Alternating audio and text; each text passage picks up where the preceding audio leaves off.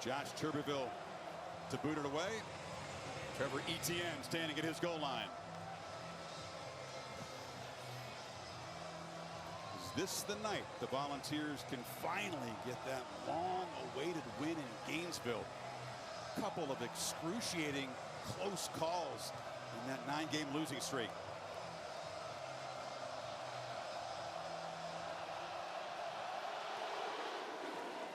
And it's booted to the back of the end zone, so the Gators will take over at the 25-yard line.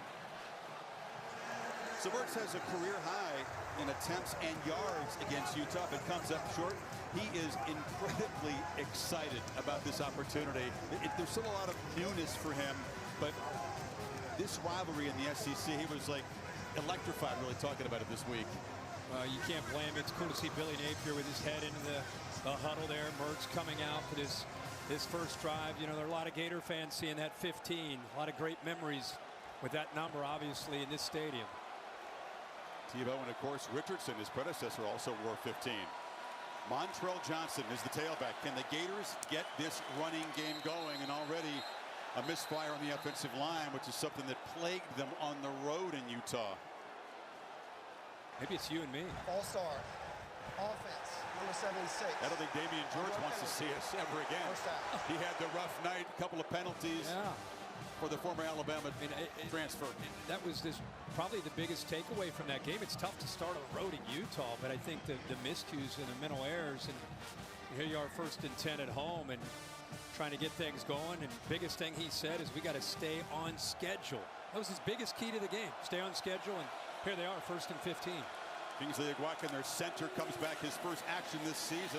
On the pop pass, it's Trey Wilson, and the speedster need to get him as many touches in creative ways as they can tonight. Well, you're looking for playmakers in this Gators offense. Ricky Pearsall, of course, on the edge, but Wilson is that guy. The true freshman can do a lot of different things. Just get him the ball in space and let him make people miss. And Papatuan coming this way, makes a cut. And he's going to be dragged down right near the marker by Elijah Herring, who's stepping in for Keenan Peely at middle linebacker tonight. He goes in motion, that jet motion, and Tennessee doesn't run with him. So the Gators have the numbers to their advantage there. Early in this game, a couple of these jet sweep looks, both of them, even though they're behind the sticks, picking up some great yards.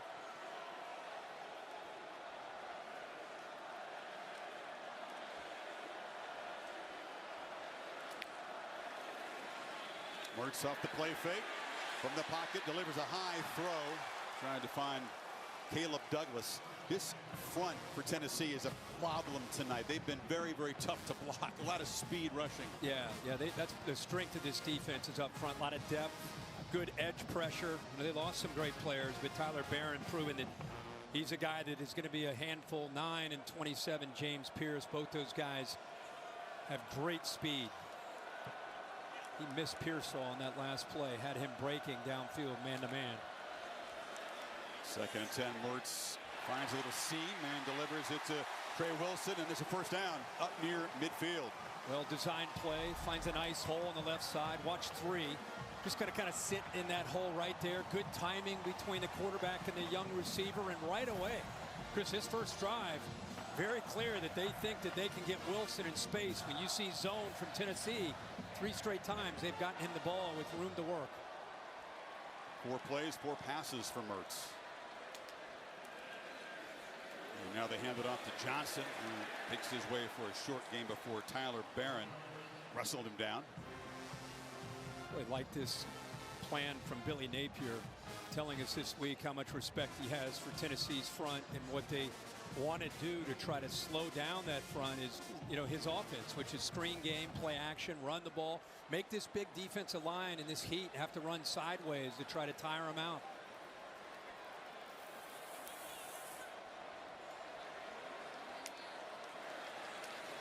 Mertz on the move. Long throw, sideline catch again by Wilson, who's knocked out of bounds. It'll be 3rd down and about a yard. It just shows you how he's in a zone right now. He feels good about this plan. I like the blitz off the left. I love that he sees this open man, coverage sagged, and instead of waiting, he's decisive. Just get the ball out of his hands, and again, give yourself a chance here on 3rd and short. And Johnson bangs into traffic, reverses field, lowers the shoulder, flag comes out. He is stopped short of the marker. Omari Thomas got in there in a hurry. Big fella. Boy, he came in with his size, just blew up the Gator offensive line. Holding. Offense, number 65. 10-yard penalty. 3rd down. Scott Walker, our official. Egwalkin, who's missed these first couple games, really the one leader up front, one experienced Gator offensive lineman that's been missed sorely, comes back. Keep in mind, he's playing with an ankle that's a little sensitive to him, and with that big bull rush that time by Thomas at 320 pounds, it may have gotten the best of him. Very limited snaps, and suddenly he's playing right in the middle of this offense in a high-tempo game. So it's 3rd and 11 now. Volunteers rush 4, emerge from the pocket. Rolls out and delivers a sideline route. That's Wilson again. My goodness, he's caught 5 balls in the opening drive. So 1st down. It's a nice job by the quarterback here. He gets pressure even though it's only 4. But then again, being decisive shows you that athletic ability on the run to make this throw and gives that young freshman all hands and fingertips to pull that one in. Great look at it. These fans have wanted to see the 5-star from Tampa Gaither get more involved. I call this involved. 5 catches in the first no doubt. 7 plays. Running left. Johnson bulldozes down for a solid gain before Gabe Lally got him. If you're a Tennessee fan, you know that the area that this Tennessee defense is trying to improve is the back end. They allowed 290 yards a game last year. It's an area they really have focused on. And tonight they want to prevent the explosive play, make Florida have to drive the length of the field, keep everything in front of them. Both offenses hoping to create explosive plays. They've been lacking so far this season on both sides. Johnson hammered immediately. Elijah Herring again stepping in for the senior starter at that position and stepping up so far. Hole opened up and then it closed. Watch the right side, how it looks like a big hole, but these linebackers starting to sense, okay, they're going to run the ball, reading their keys, and 44 gets downhill in a hurry. Communication from him will be big. With Peely out, the BYU transferred. Herring has had to step up, and it's not just stepping up and making plays like that. It's making sure everybody's on the same page, and there aren't any busts at all. Trevor Etienne in the game now on 3rd and 5. And whistle before the snap. Timeout. And Florida. you can see this opening possession. Napier will spend a timeout. It's a 3rd and 5. And a big thing here, if you're a Florida fan, you know, not only are they moving the ball here, they're eating some clock, trying to keep that Josh Heupel offense on the sideline. Wilson in motion. Etienne has a handout. He's had a 1st down, and he's tripped up at the 25. But a quick burst from the sophomore from Jennings, Louisiana. Great combo block on the left side. Watch 67, the left guard, get up to that linebacker right there. That hole closed in a hurry, but a good feel and a good job of accelerating through that hole. A little eye candy with the jet sweep action. Affect the linebacker, slow him down a bit, and then downhill in a hurry there with Etienne. McCullough tackled to save a huge gain. Into to him again. He tests the middle and falls forward for a few yards between Omar Lott. Got him. And Chris, we saw them start this drive. A lot of throws, a lot of quick throws. We got a man down, looks like Norman Lott, the transfer from Arizona State. Mentioned the depth on Tennessee's front. That'll be tested tonight. They've got a whole lot of guys they rotate in both in the middle and on the edge. There's big Omari Thomas. Looks like the athletic trainer is focusing on the upper body of Norman Lott. You said something important there. You face Tennessee, you want to play keep away from Heupel's offense, and you know, Florida, a lot of high percentage throws, a couple of runs mixed in this opening possession. They were accomplishing exactly so far, but now getting down near the red area, that's another key tonight. Yeah, I was just getting ready to say before we saw the injury, they came out with a plan to get a lot of quick throws out to Wilson, and it worked. I mean, they got across midfield. Now they've been running the football. So I think that if you're not familiar with that Billy Napier offense, that's what he is. I mean, he is a balanced offensive coach. A lot of mixes, a lot of similar play calling, but out of different personnel groups. But he wants to run the football, but you get down in this area, you're going to have to be able to make good decisions from Graham Mertz. Mertz, who prepares extremely well. He was excited about the plan that the coaches have come up with this Tennessee defense. He knows he's got to get rid of the football quickly. That is going to be a priority for every opponent at Tennessee this season. The way that pass rush on third down can be awfully nasty. So these second down plays become very important. ETN will be swarming to the backfield, and they are excellent at invading. Aaron Beasley's been a wrecking crew the first couple of games. Well, his instincts are what make him, I think, the player that he is here. Watch him start the little hop step. Sees the right there, the instincts to be able to come behind the polling guard, the tight end. He's able to kind of chase that down from behind. So uses his speed. But really, when you watch him play on tape, it's more about how quick he reacts because of his eyes and his instincts to make plays. Instincts, great balance, body control. He just the ball finds him and he finds the ball. So that tackle for loss makes it 3rd and 12. Empty backfield. Mertz gets the ball out to the perimeter. It's Wilson again, but he's hit immediately behind the line by Lally, and they'll lose 2 more. Here comes the field goal team. And because Tennessee pressures the quarterback so well, you've got to just have a play to get the ball out of his hands. They bring a blitz late, but they can get pressure with 4, and all Mertz can do is throw it underneath, a quick throw where you don't have much of a chance. Pick up a few yards to help the field goal attempt, but good job by the Vols defense getting off the field there after a long drive. So Adam Mahalik to try from 46. It's a swirling wind down there, very evident in the pregame. So all the specialists and the returners will have to deal with that tonight. Mahalik gets an ugly low kick and doesn't get there. Not sure if a hand got on that ball or it was just it came out really low. Good snap, good hold, bad kick. Wow. Gators come up empty after a long march. On that ball. In any case, 14-play drive comes up empty. And the first possession for Milton amidst all this crowd noise.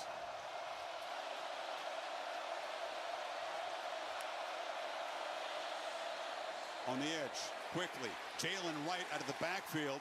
Effective receiver and runner, picks up about 4. Remember, Joe Milton right now in this offense love to start fast. It's been a little bit of an issue here these first few weeks. And slammed to the ground after a short gain. He is right by Cam Jackson on a quick 3rd down here. You know, this is an offense that is starting to find its new identity without Hendon Hooker, Cedric Tillman, and Jalen Hyatt, of course, the great playmakers they had a year ago. Trying to do it now on the road here at the Swamp.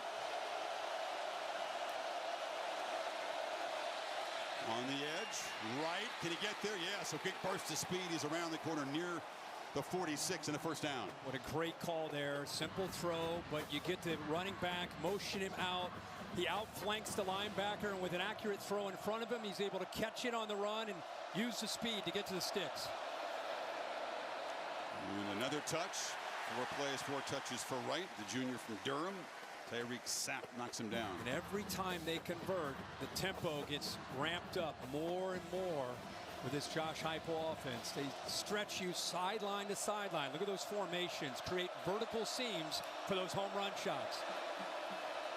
Milton schemes downfield. Flip to the wrist. Caught. And rolling down to the 10-yard line is Squirrel White, the electric slot receiver, and the ball is threatening quickly. And when you play man coverage, you better be careful. That time, Brew McCoy almost set a screen on this big play to free up Squirrel White. Just a switch release at the line of scrimmage, and the DB could not stay with it. 41-yard gain for the man who has inherited the Jalen Hyatt role.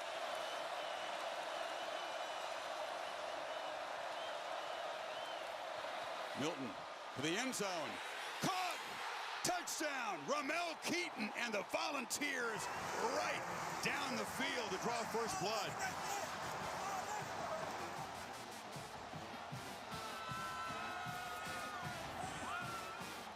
That happened fast. Well, there's Tennessee's offense, right? Everybody's been saying, where's Milton? The receivers are dropping balls. Josh Heupel said, hey, people forget, we had our issues last year early in the year until we started to really get going. This is kind of part of it with a new quarterback and new receivers. And they saved their best here for this first drive on the road in this environment, right down the field, the way you expect to see a Josh Heupel offense execute to perfection. Beautiful pitch and catch by Milton there. 9 drops in the first couple of games from this receiving core. Keaton dropped the touchdown pass, an easy one. And here's that screen that set it up. Look at the job Brew McCoy does. Very tough on that defensive back. Mitchell, a safety, trying to stay with White, so he gets separation. And then they go right to Keaton, who had the big play last year in this game, a turning point touchdown. Here he gets the first score of the night. 6 plays, 71 yards in 2 minutes. 7-zip Volunteers. So much talk about how far he can throw it. 90, 95 yards. Right.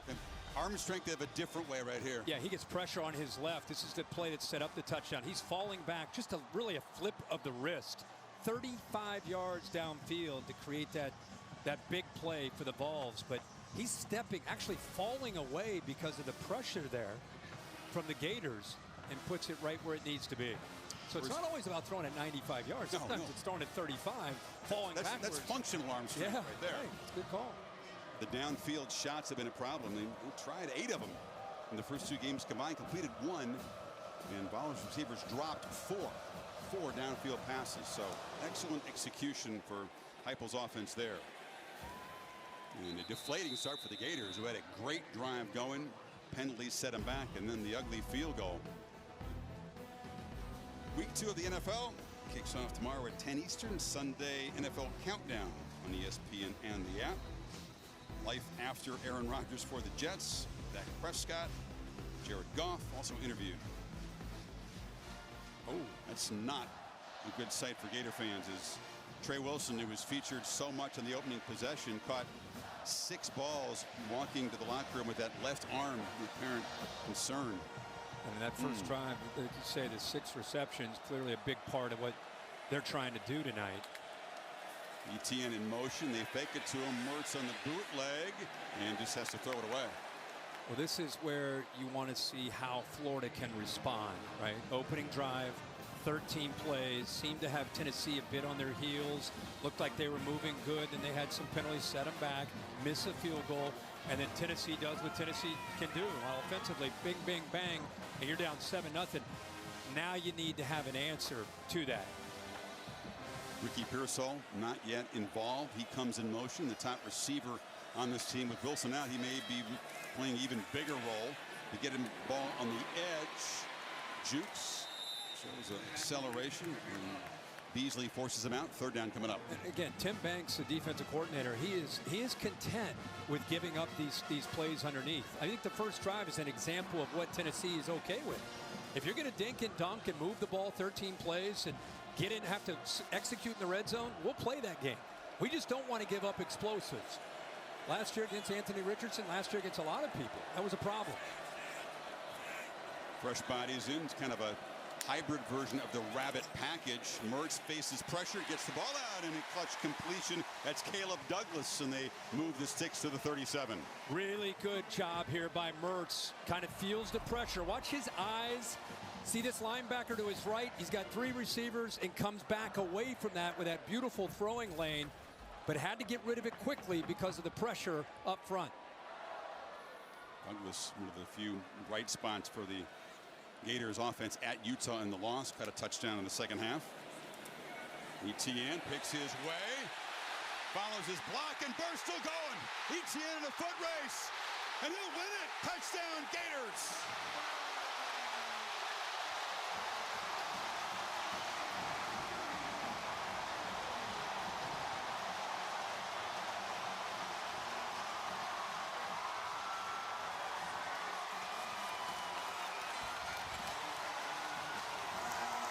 How would they respond, Kirk? That's a quick answer. Yep, and it's the running game, and a good job by this big offensive line. The right tackle, Jamie and George, leading the way on that counter play.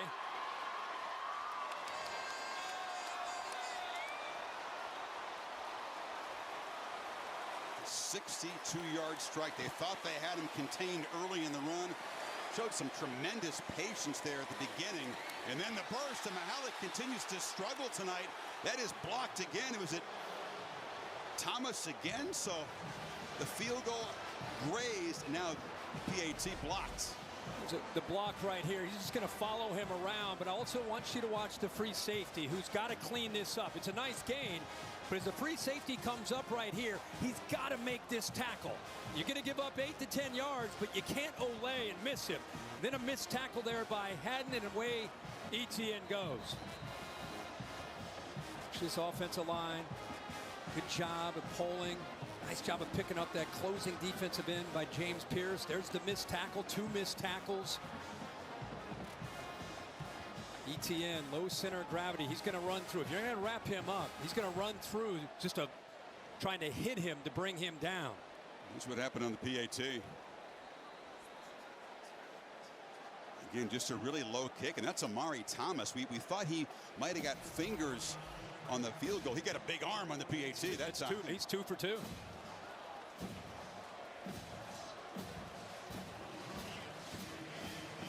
So D. Williams, senior, back deep, plays smack with the kickoff, and it'll be a touchback. Now Tennessee's terrible swamp tour since that last win in 2003. Actually lost 16 of 18, and sometimes they haven't been real close, but there have been some excruciating losses.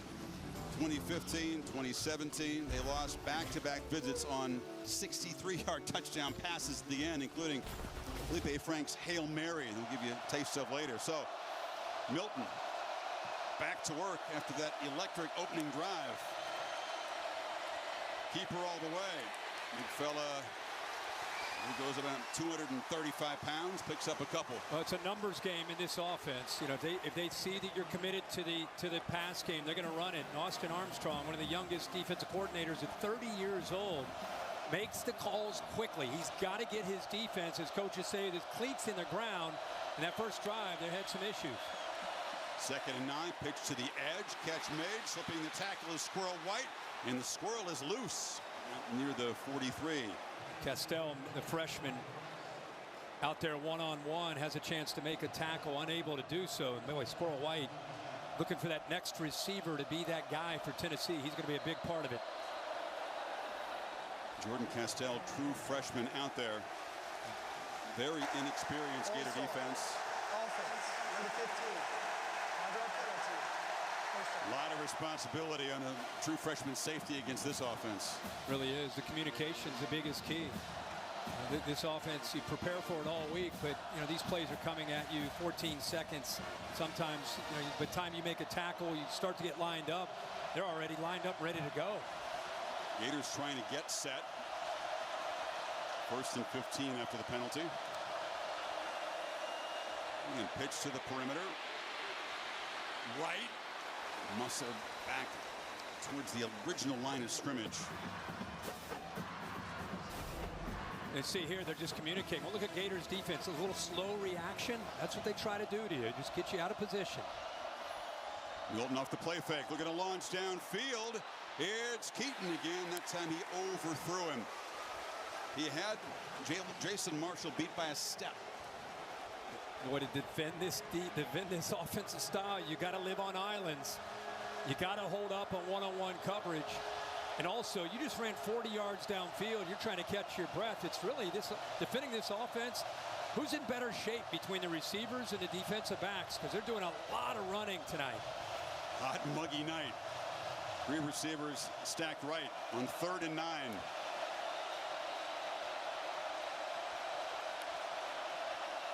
It's right with 3 blockers, but the Gators close it down and grab him for a short gain. Scooby Williams, the Sam Byatt linebacker, dynamic playmaker, made that stop.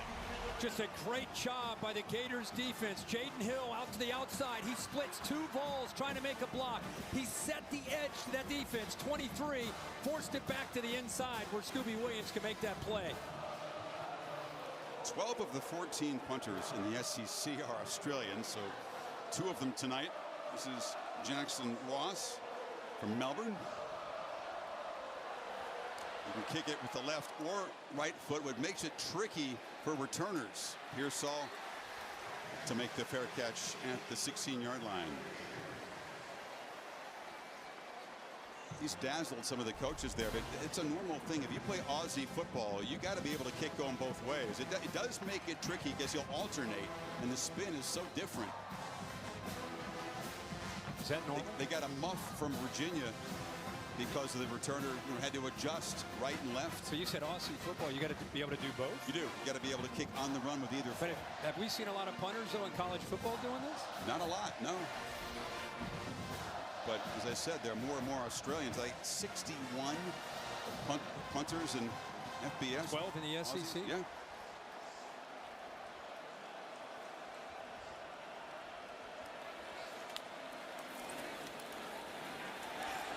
The play fake, it's Jonathan Odom, the tight end, who's a big part of this offense on routes just like that, and they get a first down. But remember that big run they just had, Chris? Now watch the linebackers' reaction to the run game. Now they're coming up to stop the run game, and that's what you want as a play caller, especially on 1st and 10. You get them committing to that run, sneak in a play action on an early down, and you get a big gain. Pearsall takes the pitch. Works his way to the edge and scoots out of bounds. That's a solid pickup on first down of about 5. He uses speed there to get outside. I'm going to keep bringing up Trey Wilson being out up to this point. Pearsall and others will have to step up.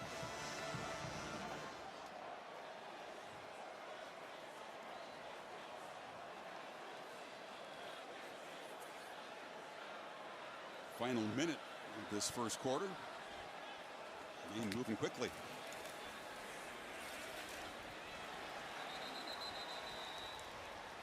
Plays like that are important because it sets up a 3rd down and 5.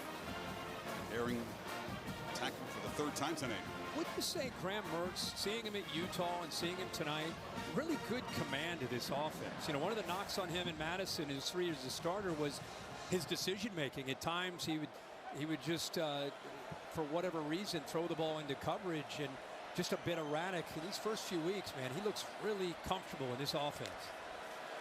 He sure does. Looking for somebody on the move here. Pump fake, he just takes off. Oh, he got the defender to bite. And that's what earns him the first down on the scramble. Turnage was fooled. Yeah, and you know, Turnage, the Alabama transfer, goes airborne. But again, this is, if you've watched Graham Mertz in the Big Ten, this is not something you would see a lot of. You know, break and contain, and all of a sudden, boom, right there, Turnage goes airborne, and that's savvy, and the veteran quarterback tiptoes down the sideline for the first down. Give him a little point, too. Did you notice that? I got you. 7-6 Volunteers. End of the first quarter here in Gainesville. Back after these messages. You're watching ESPN College Football Prime Time. Play that Alabama USF game not expected to hit us in Gainesville. Certainly good news. Boy, is Alabama still figuring things out. They're up 17-3 with 30 seconds to go, but not pretty. You don't think that'll calm the fan base down? Mertz still got it. Oh, he wanted to take a shot downfield. Never got a chance as he was leveled by big Bryson Eason. Yeah, he's looking downfield, and off this play action look, one of the things they try to do is see if the safeties will commit. You can see a good job by McCullough getting back to take anything away downfield. So by the time he wanted to come off of that, the pressure is there, and Eason gets home. This offensive line was troubled in many ways. The opener at Utah gave up 5 sacks. Mertz was consistently harassed, hurried, hit, knocked down. Not where you want to be. 2nd and 17, way behind the sticks.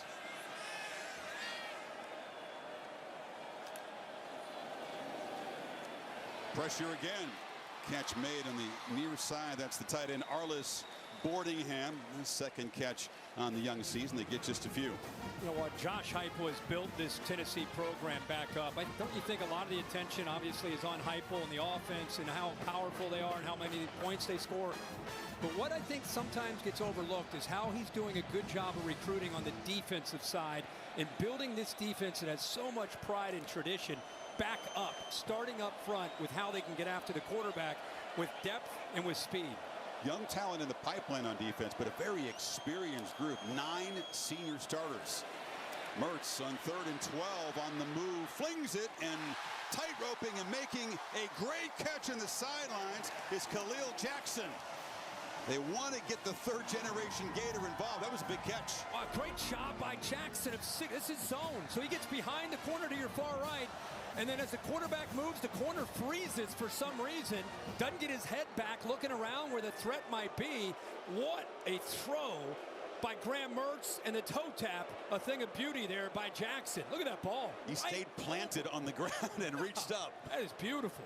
The throw and the catch. And I think that right hand held on to the ball, Billy, don't you think? He didn't lose that. No, he was good all the way. Good firm control all the way to the ground. Yep. Bryson Eason down. That's where the crowd is booing, and while they get him to his feet, we'll step aside.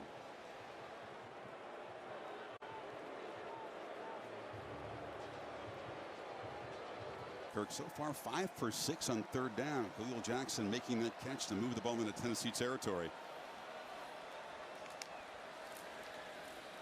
Terrell Johnson makes his way for about 3 yards. It's interesting you say that they've been efficient, 5 of 6. I mean, go back. They've been behind. Remember first play of the game, they're offsides. 1st and 15, they ended up converting. That set of downs. They were 2nd and 17. He hits the tight end, gets him to 3rd and 12, and then a great play by Jackson. So Mertz right now making very good decisions and very accurate with these throws. Overcoming a penalty and a sack to keep the chains moving. 2nd and 6. Pearsall in the perimeter. He's got some space. And the quick burst. Easy access. 1st down to the 31. Again, they motion him, and Tennessee does not respond. They get outflanked. Mertz is going to get out of the play, quickly get it outside, and then you're going to be able to outrun the defenders. Tennessee's going to have to react to some of these jet motions and get a defender out there with a receiver who's moving.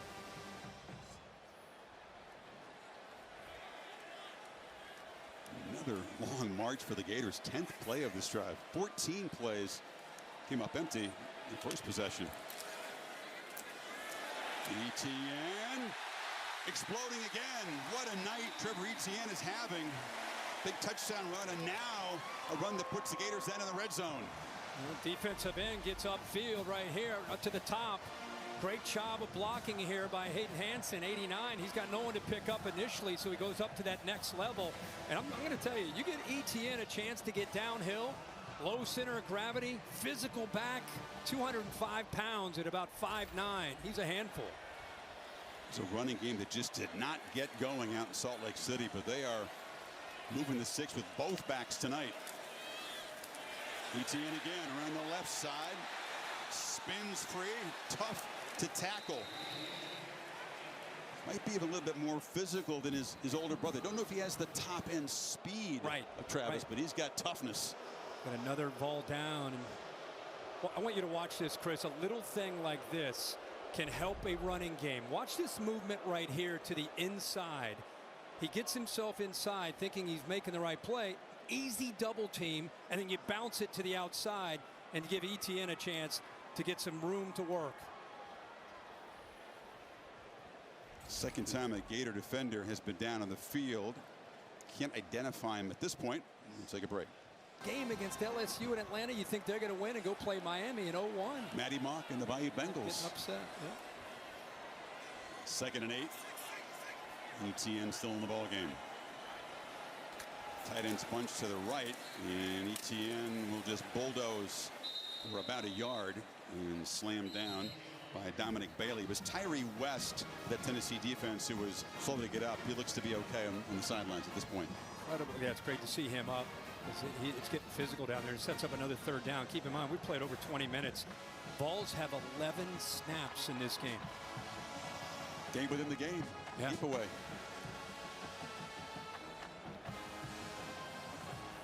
You need 6. Again, 5 of 6. Super efficient.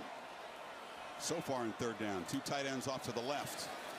Mertz across the middle, flips it, caught by Pearsall, who's got a 1st down, and will fight to the 3-yard line. Kamal hadn't stopped him, and Mertz continues to find what he likes on third down. Yeah, watch this defender right across from Pearsall. Looks like he wants to go with him, and then he stops. Good recognition of that by Graham Mertz. He gets him the football. Part of Tennessee's defense is a man. The other part there, it looked like they're either in zone or trying to pass him off. Some kind of zone matchup man concept, but this free him up on a third down, and the Gators once again convert. 6-7 now. The motion and the crossing routes have gotten the Vols defense a little bit frozen so far. Pearsall in motion again. Johnson makes a cut and scores, and the Gators jump on top.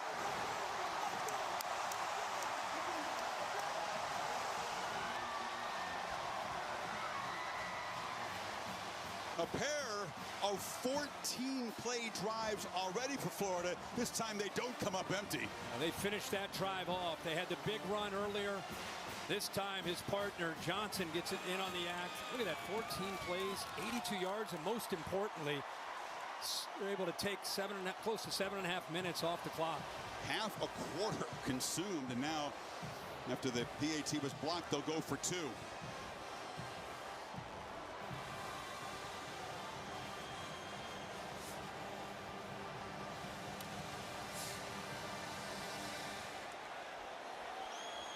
Mertz under center.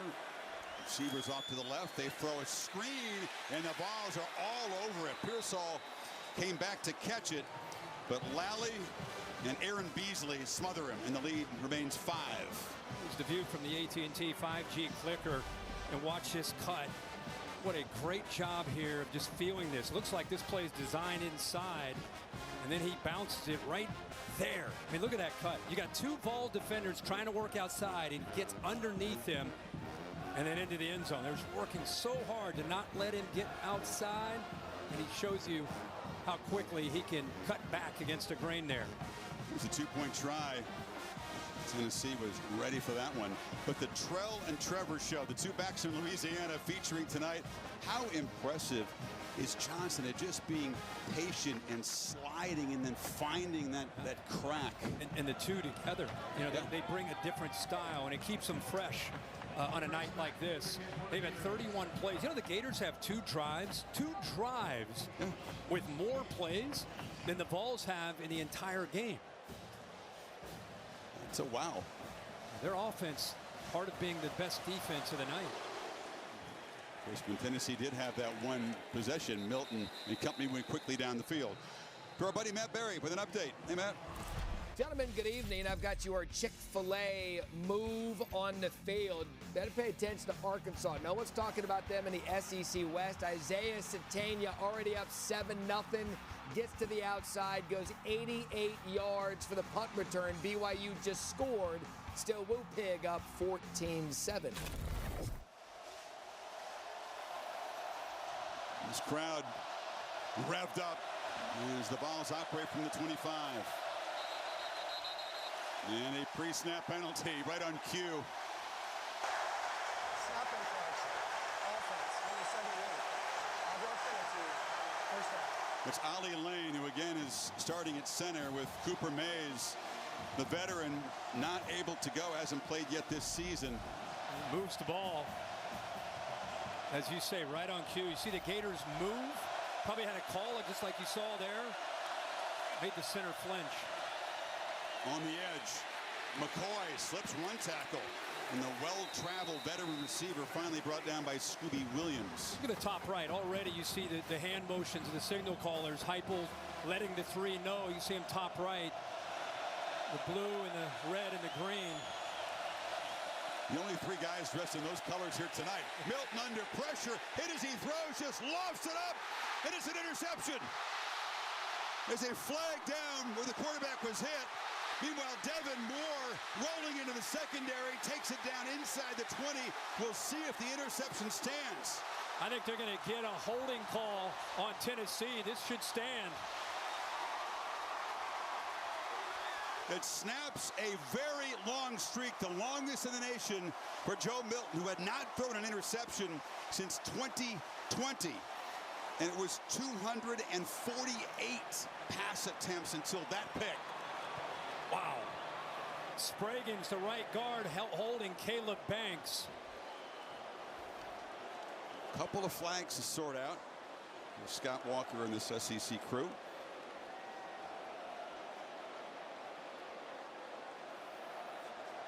Devin Moore will never have an easier pick. 2 fouls on the play. Holding. Offense, number 76. That penalty is declined. After the play, personal foul, unnecessary roughness, passing team, number 78. That penalty will be enforced after Mississippi goal. That's a tough series for Ollie Lane, the center, who commits the 15-yard penalty to really set the Gators up in good position. This is the hold. It's good job by Banks. Boy, he gets in there without that hold, and then the big fella there, Watson, is able to lean on the quarterback, Milton. Just puts it up in the air. It's almost like a punt, an easy interception. The Gators defense, that pressure, ends up getting a big turnover. I know Milton's a strong guy, but Desmond Watson goes 435 pounds, and he just landed on the quarterback. Think about that. Wow. And then you throw on the penalty in the back end of that, and the Gators have the ball inside the 10-yard line. Devin Moore has been battling strep throat, hasn't been healthy, returns tonight and makes a big impact. Set up at the 9. Trying to build on this early lead. And they'll have to spend a timeout. Play clock was winding down. You know, the last picks he threw was another Milton versus Mertz matchup, an eerie, weird game. Remember the COVID year we were there and the big house was empty at night, and he came out and his first 2 pass attempts were interceptions. That one, not really his fault on the carry. This one is his fault. Yeah, it was just, as you say, it was that entire year obviously was weird, but a tough night there, an empty big house, and Joe Milton ends up leaving Michigan, heads to Tennessee. Actually, 2 years ago, won the job, beat Hendon Hooker out. He did. He lost his job at Michigan soon after that game. 49-11 Wisconsin win. Mention all those, you know, he hasn't thrown any interceptions, didn't throw any in camp, and no. In that one, it wasn't necessarily a decision, just gets hit as he's throwing the ball. Gator fans have been waiting for that. That's their first takeaway of the season. Johnson impatiently waits for the hole and then leans forward for 4. Gator defense has been pretty good at preventing the yards by opposing offenses, but no sacks and no takeaways coming into this game. Yeah, and again, I really think Graham Mertz, we talked about it at Utah, and they had a lot of penalties and a lot of things that went against him, but as far as the execution and just having a feel, he seemed to really understand where he needed to go with the ball and trying to take care of the football. Second and goal. Off the play fake, Mertz rolls, flips it in the flat, caught.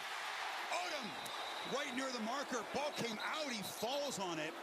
Was rolling for the goal line in almost a disastrous play. Quick ball, good job, quick decision, ball out. I think this ball may have come out before he touches the ground.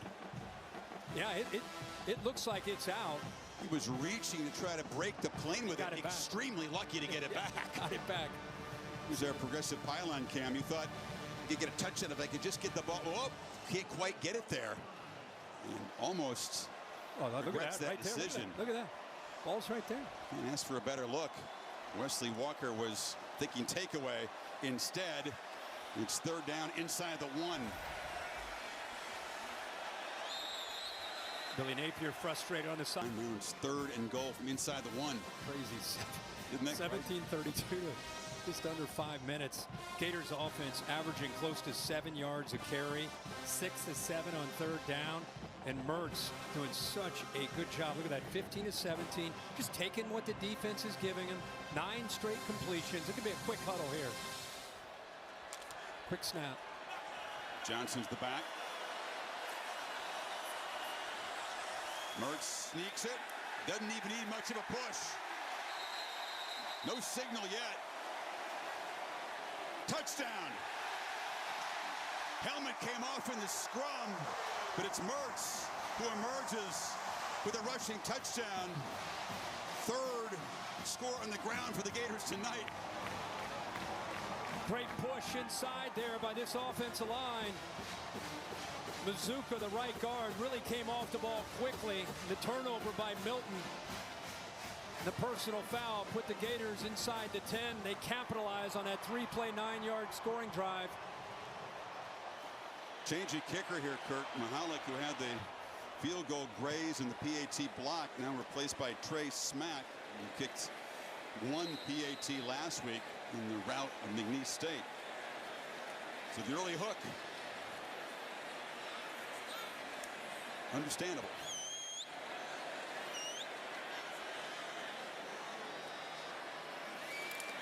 And Smack, whose name is better suited for a strong safety than a kicker, makes no mistake, and the Gators lead is 12 now. Yeah, again, watch the right guard here. Good job of pushing. Makes it easy for Mertz to get in there. What was interesting is Mertz, pretty mild-mannered guy, and we saw him at Wisconsin. I keep talking about how he's fitting in this offense, winning this team over. Look at him coming off this sideline. You don't think he's feeling this right now? You don't think he feels at home? You know, this era of the transfer portal, look at him. Look at this guy. Give me that baton.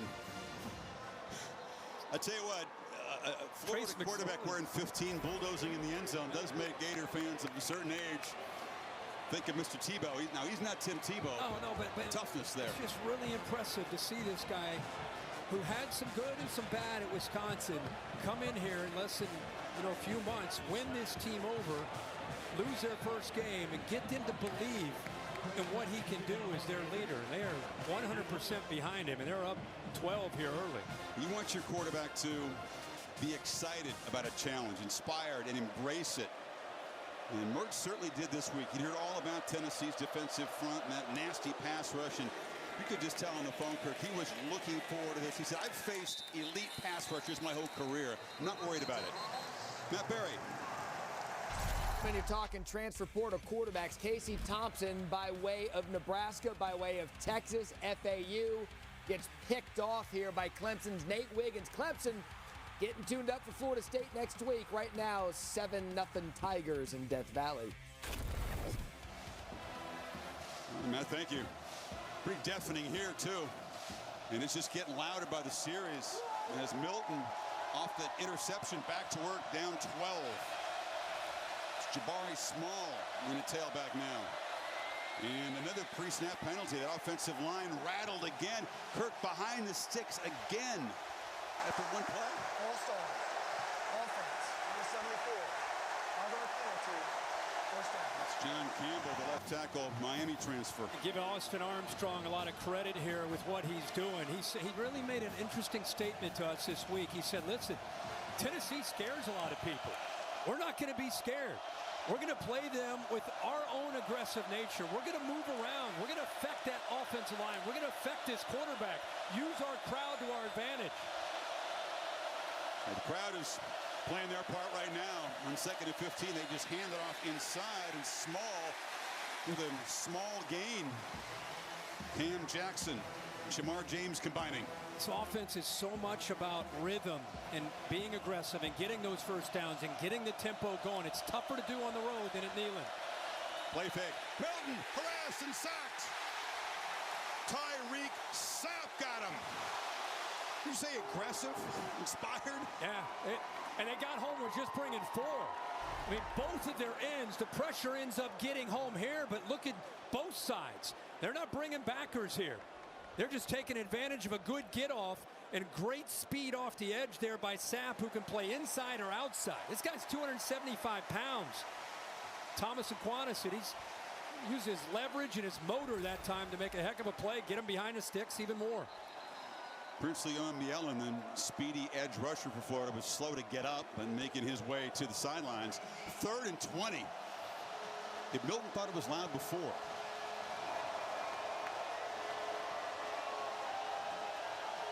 Been a while since we heard the swamp like this.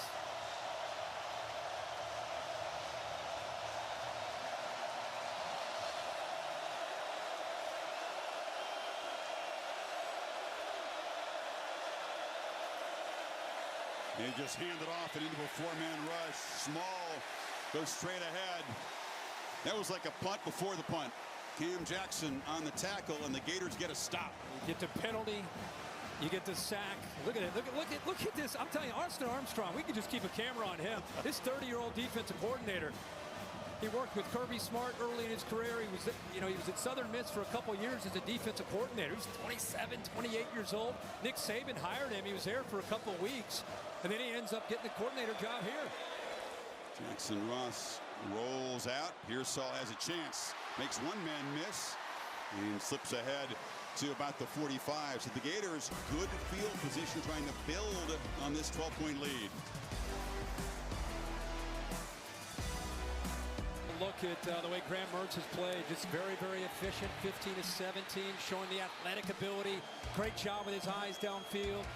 The decisions, stepping away from that traffic, or the trouble there, gets away from it, and the accuracy, and then showing some energy, leadership. Guy looks confident from up here. You said mark of a fighter. He took one of those ammonia things in that timeout. Getting him going. ETN, quick burst. The running game is going. That's another first down into Tennessee territory. They cannot tackle 2 or 7 so far. Good job of being physical. Right side of that offensive line. What's your right tackle, George? Just keep pushing. Allow your backs to have enough ability to be able to use their vision and cut back. We've seen that from ETN and Montrell Johnson tonight. And Kingsley Iguacan, their veteran center back, appears to be paying dividends for this Florida front.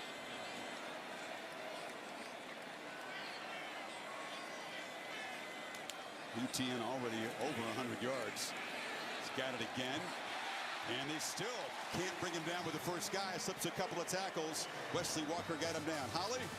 Well, guys, you said that he is the younger brother of Travis Etienne that plays for the Jacksonville Jaguars. And Travis is watching tonight. I saw him already tweet, "I see you, number 7. He loves what little bro's doing right now." It's so cool that they're this close apart, just a few hours drive. They talk every single night. They are helping each other, supporting each other. Their mom, Janetta, can drive between here and the Jacksonville game. So a lot of love from the ETN family. I love that you're watching, Trav. Hey from us. Isn't that cool? They do talk every single day. Yeah. They were told us that. You know, they fake it to Pearsall on the motion, and ETN just plows forward to move the chains again. We had so much fun watching Travis' career grow and blossom in college, and now doing it with Trevor Lawrence in Jacksonville. But look at them growing up. Travis was so proud of Trevor. He kept track and would always tell us about his high school playoff games down in the state of Louisiana, playing in the Superdome. Remember calling Travis's first game Yeah. in Louisville when he got out, went about 80 on that left sideline? They tried to warn us. We're like, wow, I guess he is real. He's got it again. And the younger ETN brother, that time a nice tackle in space by James Pierce. Short gain. I was going to say, you know, whether it's Pierce or especially Aaron Beasley, I mean, with the way Tennessee eventually can get their offense going, you're down 12, and you haven't had your offense out on the field much at all. You know, this is a series where you got to bow up down, and once they get down potentially into that red zone, you're a Vols fan. You'd love to see the leadership of Beasley emerge here, and somebody needs to make a play, force this Gator offense into a field goal. If they try a field goal, you wonder if this is 4-down territory with the kicking problems in the flat. Pearsall spins free. And he just got right around Gabe Lally, who whiffed on him. Another first down. Chris, remember I talked earlier about the motion and the jet sweeps and the communication? I want you to take a look right here. They're trying to get on the same page, and now we got motion, and they have no idea what just happened. And again, on top of that is Mertz. Sees the confusion, simple throw, and Tennessee not adjusting to a lot of this pre-snap movement from Billy Napier's offense. Certainly a staple of the offense, but well executed, so sharp so far. Mertz on the move, scanning, flips it to the goal line. Pearsall tried to make a one-handed grab, but was out of bounds. You're right, Chris, and I think a big part of their preparation this week with Tim Banks is not just defending Graham Mertz and defending Pearsall. For a lot of fans that watch this game, we get caught up maybe just the execution of the play, but doing our job, one of the most fascinating things to me in doing the NFL and the college game is a lot of these offensive minds are talking about, hey, our formations and our personnel groupings and our movement have as much to do with the execution of the play as the play itself. So what happens before the snap and affecting the eyes of the defense have a lot to do with the result of the play. Mertz flips it to Johnson, and a long way to go. Slips a tackle, still running, makes a cut, and scores!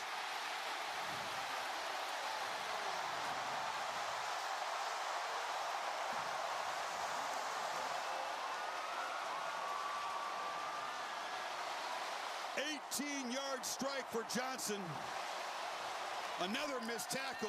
This Tennessee defense came in determined to prove how much better they are this season. Has not happened in the first half.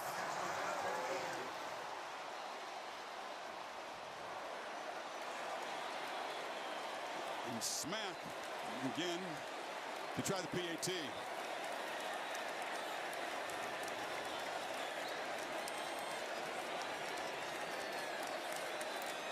55-yard drive, 7 plays, 3.5 minutes. And Johnson, as a receiver, got in this time. And Chris, they've been using the counter play right here, right? Pulling around. Watch the design of this play and watch the motion. And watch how Tennessee has a lot to think about. Are they running the counter? Are they running a boot? And then watch the quarterback patiently draw the defense to him, and then they go screen out to the right. Just a great job again of the execution. Mertz baiting this defense, looking left, and at the last second gets it out to Johnson. We've been talking a lot about ETN. This is why this duo is so dangerous in Gainesville. They both get their hands on the ball, and it can come up with plays like this. It's a tough job for a DB, but Tamarian McDonald unable to make the play in space. 26 unanswered points for the Florida Gators, and the swamp is rocking.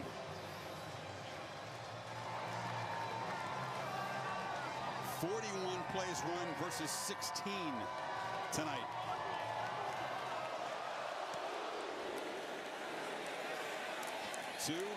.22 before halftime. Matt?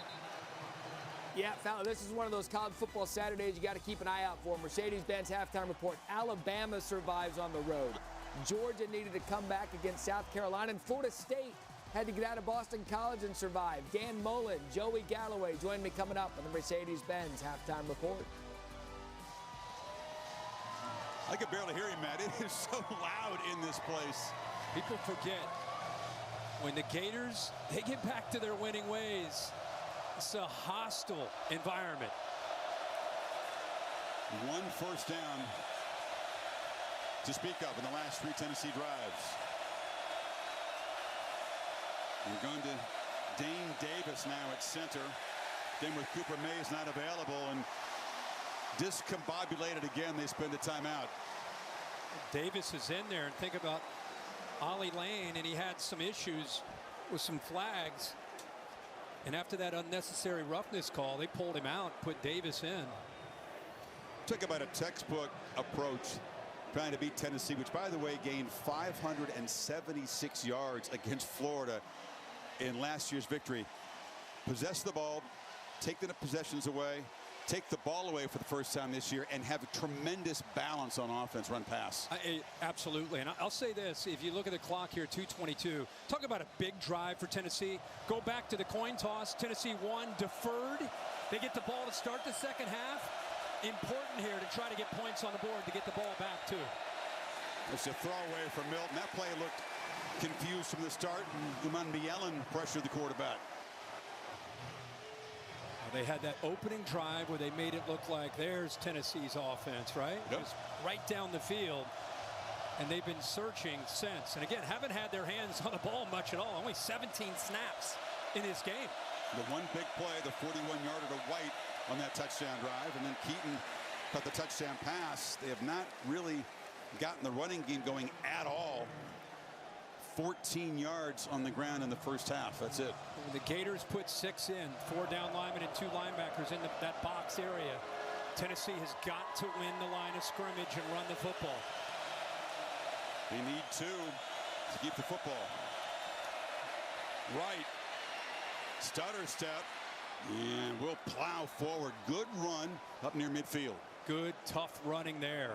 good patience as well. It looked like he might run right into the back of his offensive line and then just froze for a minute and then bounced it outside.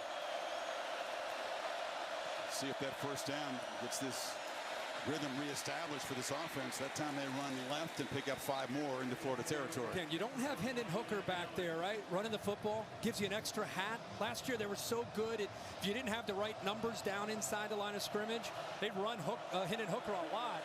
You eliminate that now with Milton. He'll do it occasionally.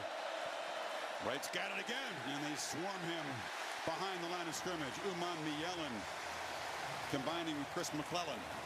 When McClellan's a monster, 320 pounds in the middle. They were rotating a lot of different bodies themselves. We talked about the depth of the balls up front.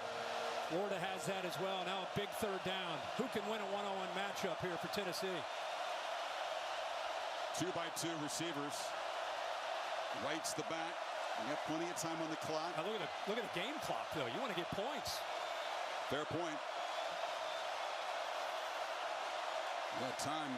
Josh Heupel right by the official at the top. He's going to call a timeout. Well, he spends the timeout, but you're right, Kirk. A whole bunch of game clock wound down.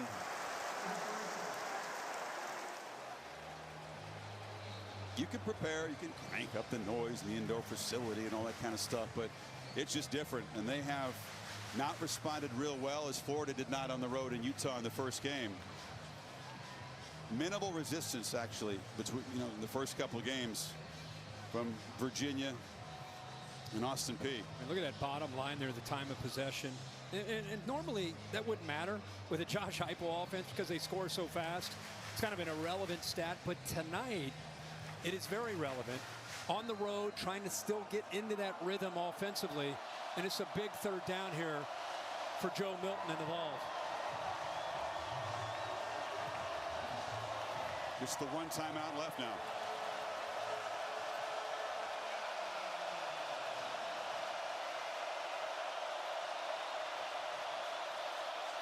Milton on a slant, and he threw a fastball in the dirt. 4th and 6 now for Heupel near midfield with 30 seconds to go. And see, that's where Josh Heupel and the Vols, they were spoiled last year with Hendon Hooker and his accuracy. That ball is usually right in the face mask of a receiver time after time. And I think the one thing that people want to see from Joe Milton is not the arm strength. We saw that earlier in that long throw. It's more about the consistency with his accuracy and his decision making.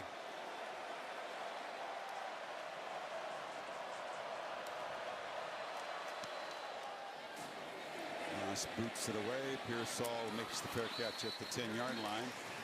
And the Gators figure to run one play and head to the locker room. Up 19. Here's the lineup next week on the SEC Network and the ESPN app. Volunteers head back home to host UT San Antonio after the Kentucky Vandy game at noon Eastern time. Gators in prime time here against Charlotte. Good news, Chris. Reds are up 3-1 on the Mets. Thank goodness. I was dying to know that one. Holding on to that, fighting for that last spot in the wild card. Well, what a first half of offensive execution for the Gators. Graham Mertz, 17 of 20. At one point, had completed 10 in a row. 7 of 8 on third down. 282 total yards. The only mishaps, field goal on the PAT. Holly? Hey, Coach Napier, you have been masterful with your drives, taking up a lot of time, keeping this quick strike Tennessee offense off the field. How intentional has that been? Well, our defense has done a good job getting off the field. We're playing complementary football. We're executing, right? We know execution wins. And, it's about really good communication, good fundamentals and techniques. Hey, look, we had a couple miscues on the special teams. This group can score in a hurry. We got a lot of work left to do here to get home. You've gotten great play from your offensive line. You've moved them, pulled them. How has that helped open up your running game? Yeah, that's who we want to be, and that's who we've been in the past, right? So I think this is our identity, right? And Graham Mertz, to complement that, got a chance to have a good football team. Thank you, Coach. Thank you, Holly. You can tell the message at halftime. Tennessee can turn things quickly in one play, and they will get the football to begin the second half. But an incredibly impressive opening 30 minutes in front of a delirious crowd here in Gainesville. 26-7 for the underdogs at home. Mercedes-Benz halftime report. Leaves with an apparent shoulder injury, didn't miss a beat, went back to work. Well, Florida offensively been very balanced. If you look at their play calls, 22 runs, 20 passes, quarterback in complete command. Vols get the ball to start this second half, and we're going to see if Joe Milton and Josh Heupel can work some magic getting this back in this game. Gators were offside on the kickoff. So that'll improve Tennessee's field position a little bit.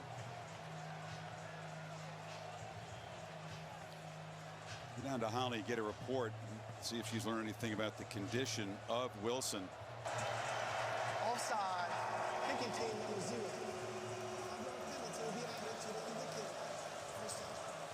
So we'll start at the 30. Holly? Well, guys, the most potent weapon in that first quarter for the Florida Gators, Eugene Wilson III, will not return to this game. He has an apparent collarbone injury on the left side of his body. I saw him walk into the tunnel holding that left arm and collarbone gingerly. Also important to know, Josh Heupel said they've got to be better on early downs like this. Milton lost the football. He falls on it. He didn't lose it. I think Wright knocked it out of his hand. You know, he's trying to get the ball thrown out quickly to the left. They went back into the boundary, but as he starts to deliver that ball, he hits the shoulder pad of Jalen Wright. You know, things are not going well when the running back is causing the quarterback to fumble. Right with the carry there, gets a few, and right away, right out of the gate, it's 3rd and long. And just so you understand there, they have a run play called, but he's got the option to get it out there if the defense gives you a certain look, and they were soft enough that he thought he could throw it. So Wright's coming to get a handoff, not realizing that Milton's trying to get the ball out. Gators bring some late pressure. The ball is out quickly to Squirrel White on the edge. And look at the effort by White. They convert on 3rd and 11. Pure effort by the little guy. Tremendous effort there, and not to mention Castle's 34 out in front of him with a great block. But you're right. Right, stop. They need something to spark. And you know this Tennessee offense, we've seen it. One play can spark a quick turnaround. I love that Josh Heupel, you know, he's down 26-7, and if he, you know, this offense strikes quickly, sticking to his guns, not getting impatient, running the football here.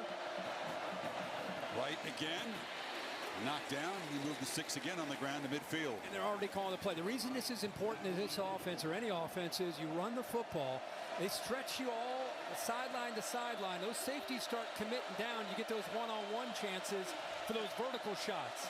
Check it, they spot him short, so it's 3rd down and inches.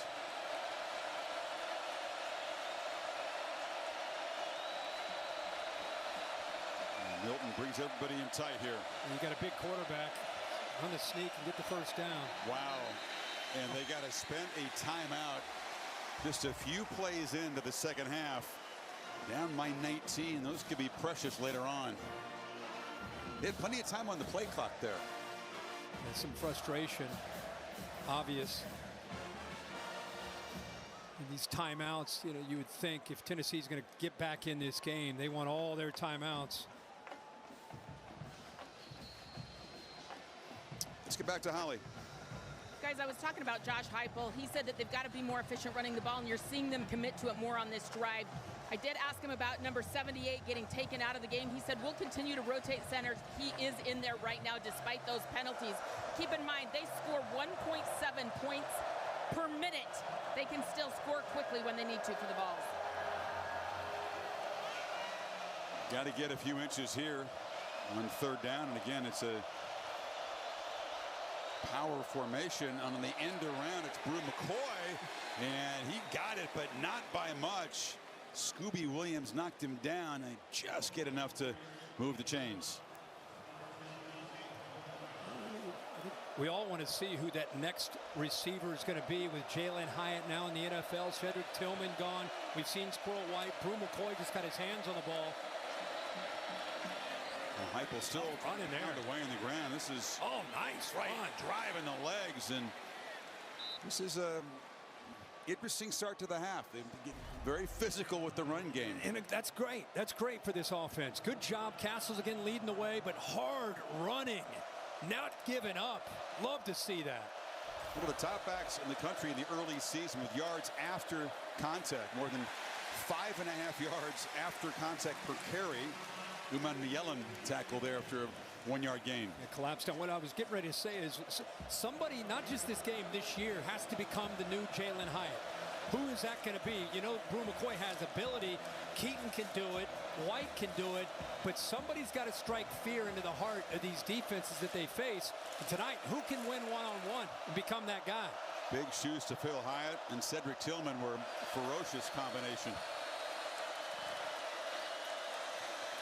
Keeper Milton gets downhill in a hurry and is brought down by Castell after a solid pickup. It'll be 3rd and about 3. Motion right out, got the numbers right. A play that we saw so much last year from Hendon Hooker.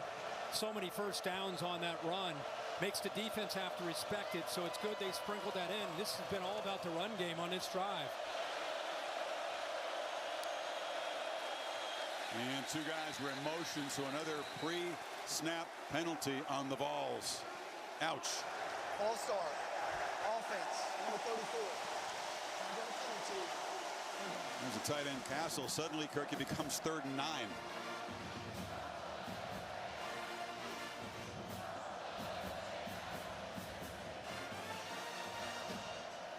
14 penalties in the first couple games. They were the most penalized team in the SEC a year ago. Had 5 so far, and they've been costly. These are the guys that have to win in the slot.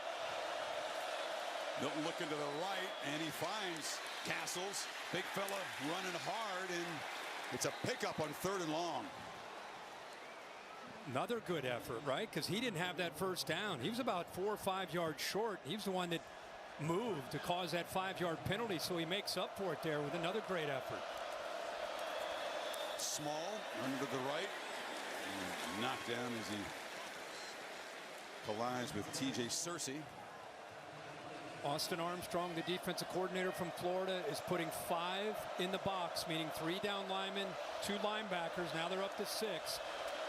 5 on 5, you got to win that battle. That's why they keep going to that run game. You got 5 offensive linemen, and you got 5 defenders down in that area. That's why they've been running the football so much. The Gators trying to get adjusted here. Williams signaling to his teammates. 2nd and 7. Milton on the slant, batted in the air, and it falls to the turf. Deflected by Cam Jackson. Good job of pulling that out on the run pass option.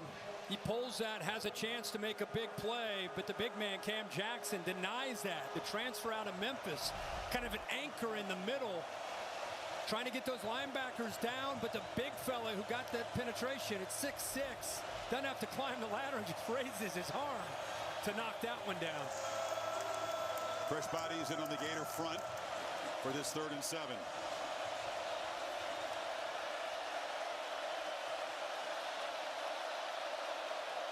He sees that safety cheating down. He's making a check. He's got one-on-one across. Does he see the clock, though? Oh. Heupel did. And they have to spend a 2nd timeout on this drive. It was super loud, and he just didn't get eyes on the clock. Tennessee. It's their 2nd charge of the half. Now the march continues. Austin Armstrong here doing a nice job as a defensive coordinator. He makes a check here with this. They go to 0 coverage. He walks down, but the important thing is the quarterback doesn't see this play clock. He's been trained all week. When this guy comes down and we get 0, make the check. Problem is he loses focus on that play clock and forces that timeout. So the timing of that move by that safety, Miguel Mitchell, perfect. What do they got here on 3rd and 7?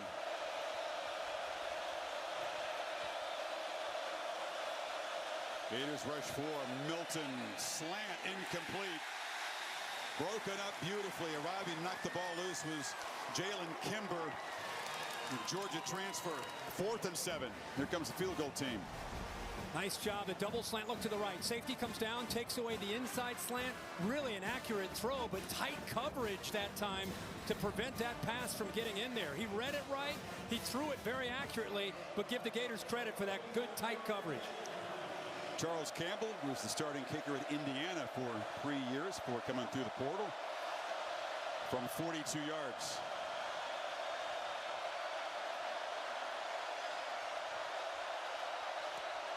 And he cuts into this lead. 13-play drive.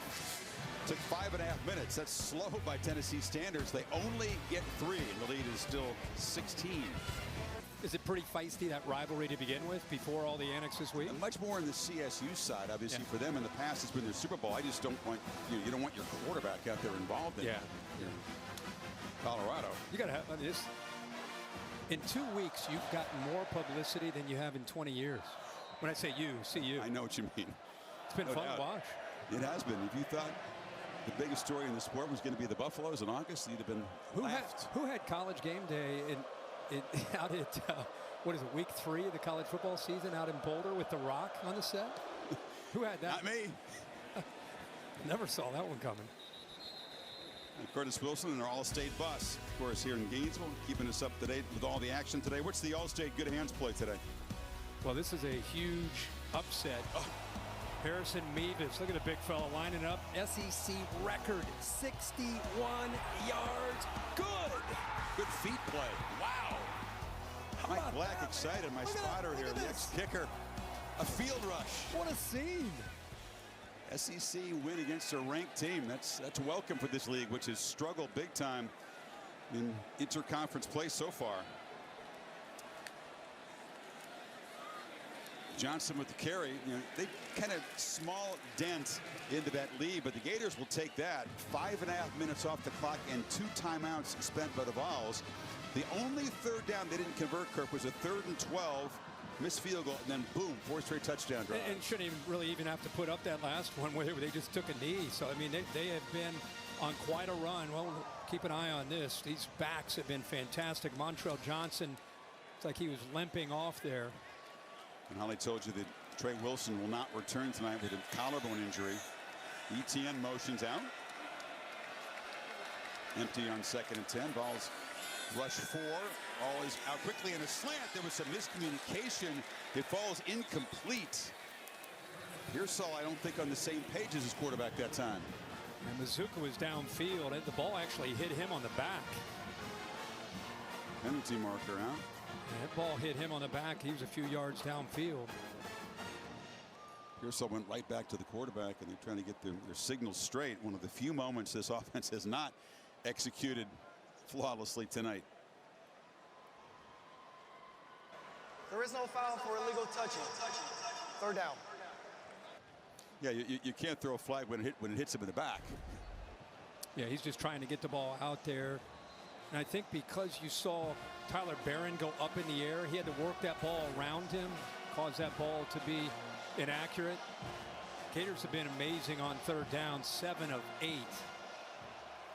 They have not been able to affect Mertz with that pass rush, which came in highly touted.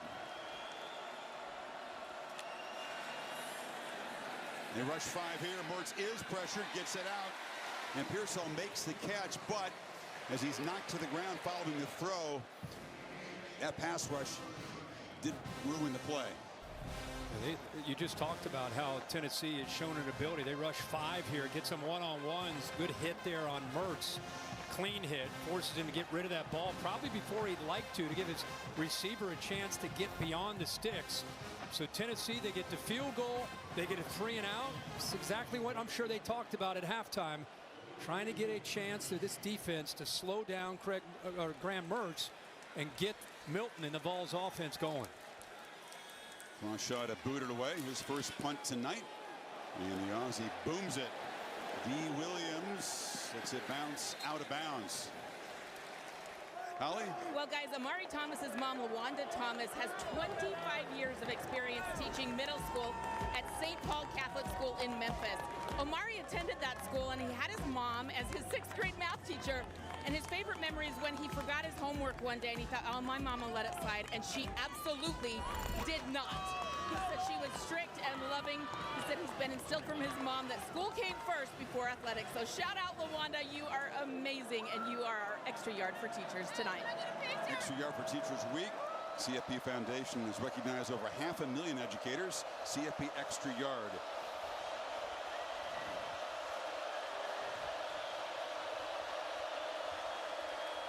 They go back to the ground and right in the first down carry. Moves it ahead for He's still running. He sure is. He's still going. Still going. Pushing the God. pile all the way for a first down. Hey, you want to know how to fire up a football team? Run the football like that. The second time this drive that he's run the ball when it looked like the play is over, and he just doesn't stop moving those legs. Give that offensive line some credit, too. They kept pushing him. This time they wrestle him down. Umamielen on the stop. We've seen an aggressive approach from these Tennessee ball carriers here in the third quarter, and Heupel leaning on the running game. And you watch Heupel's offense, look at the receivers and how they stretch you out. And the reason they're running that football is they feel they have those numbers. Milton wants a downfield shot. Will launch it high and deep. A battle and broken up. Trying to get Dante Thornton, and Jordan Castell, that freshman safety, made the play. It's a long throw. Thornton to transfer out of Oregon. You know, he gets a one-on-one matchup against a safety who's a freshman. Look at this ball lands. You got to fight for that football, man. And I know you're getting pulled on. A lot of jersey being pulled there. But if he goes up, keep in mind, he's 6'5".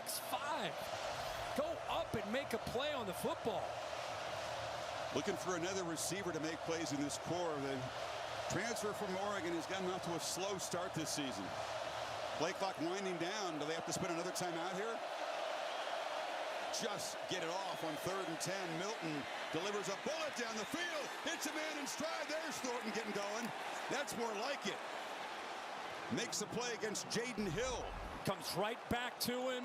Great job of this time, Thornton. Look at that throw, by the way. That throw right over the outside shoulder. Perfect touch. You know about his arm. There's the accuracy. 43 yards. The second big downfield shot of the night. Right slammed down after a short gain. This offense loves to attack when they've got a matchup in the slot. Last year, Jalen Hyatt made so many plays from that spot. And finally, they able to hit Thornton. We saw Squirrel White make a play earlier. Milton on the edge. Pitches it out. That's Thornton again. Works his way for about 5. 3rd down and about 3.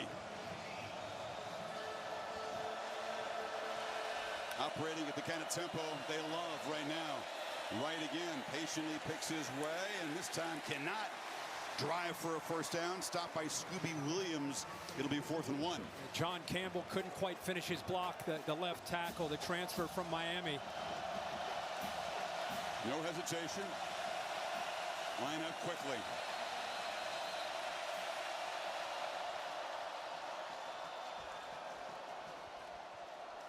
See Josh Heupel, he's frustrated up here, arms out. He wanted Florida to, now they have a chance to substitute. Now he's going fast here to try to get the ball snapped. They swarm him in the backfield. Scooby Williams busts in and stops right, and the Gators come up with a turnover on downs. If I'm Josh Heupel, I am furious with what just happened. Are you kidding me? They slowed down the play, allowed Florida to make a change, and Florida went from being on their heels trying to get lined up right to getting new people on the field, getting their cleats in the ground, and teeing off against Tennessee. Did Tennessee bring a man on in that? Because if they didn't, then Florida, they don't have to stop to get extra guys out there. And I think that's what they're talking about with Josh Heupel, because that's the only thing I think you could think of is if there was a Tennessee substitution, it forces the officials to stop play to allow Florida to make the adjustment. Meantime, Scooby Williams makes a huge play. First year that he's really played a prominent role in this defense. And the Gators take over. 60-yard, 8-play drive. Balls come up empty. ETN. Brought down at the line of scrimmage by Elijah Herring.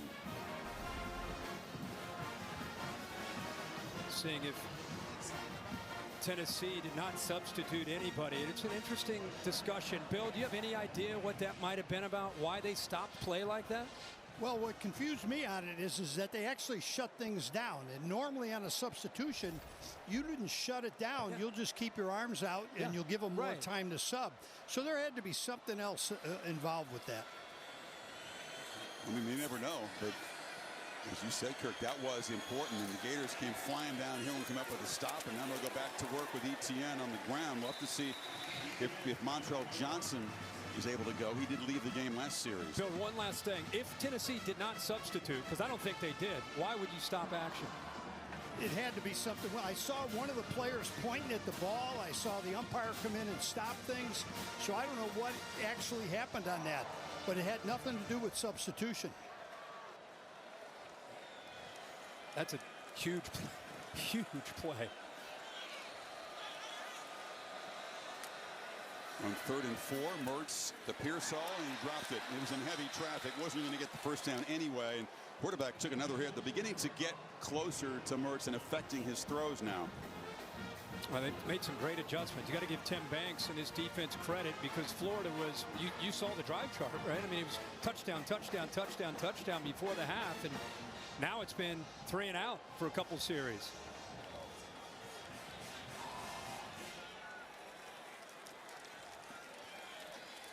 Crawshaw. It's a good point away. Williams comes up, and it bounced right near the sidelines, and they will spot the ball about the 38, where Tennessee will. Referee kicked the ball. You see him kick the ball there. That's why the umpire ends up stopping play, because he saw that right there. But the crazy thing is that stopping play, Florida's then allowed to get 2 new defensive linemen into the game. They did that at their own risk, though. If they would have got caught with the substitution, it would have been their own fault. Mystery has been unraveled. Meanwhile, the next possession, option look. Milton holds it and dives forward. He had Jabari Small to his left. The flag is down. Late flag. I think it's going to be a holding call there. Holding. Offense. Number 78. 10-yard penalty.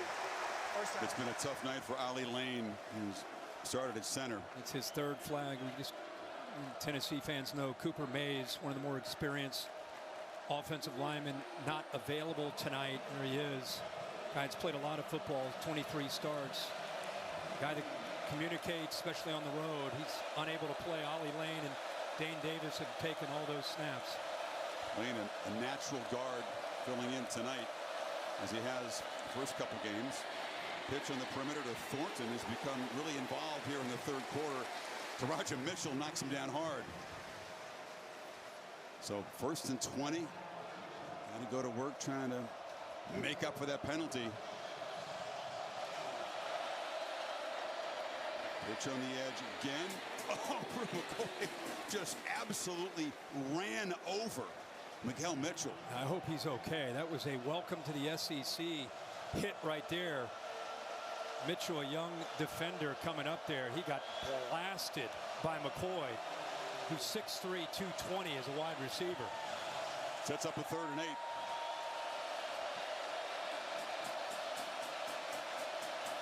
Gators show a 3-man rush and drop into coverage. Milton flushed, scanning, makes a cut, and will pick it up with his feet. There was no one to throw to, but he got a block on the edge from Keaton. Yeah, it's a good job. Go back. You just said that hit. How about this? Bang!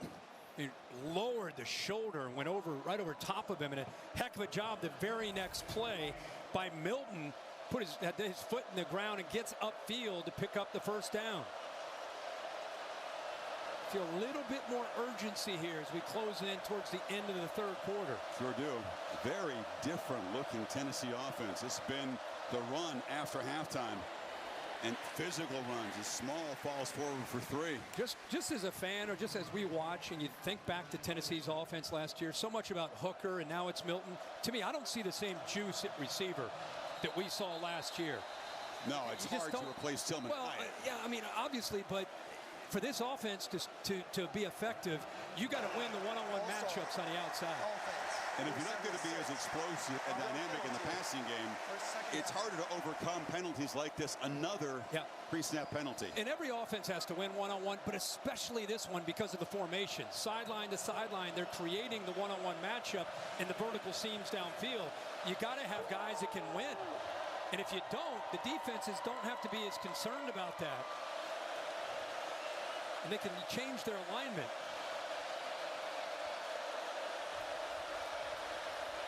Milton in the flat. Castles throws a block, and Small takes off. A flag comes out as he scoots for a first down, but this one's going to come back.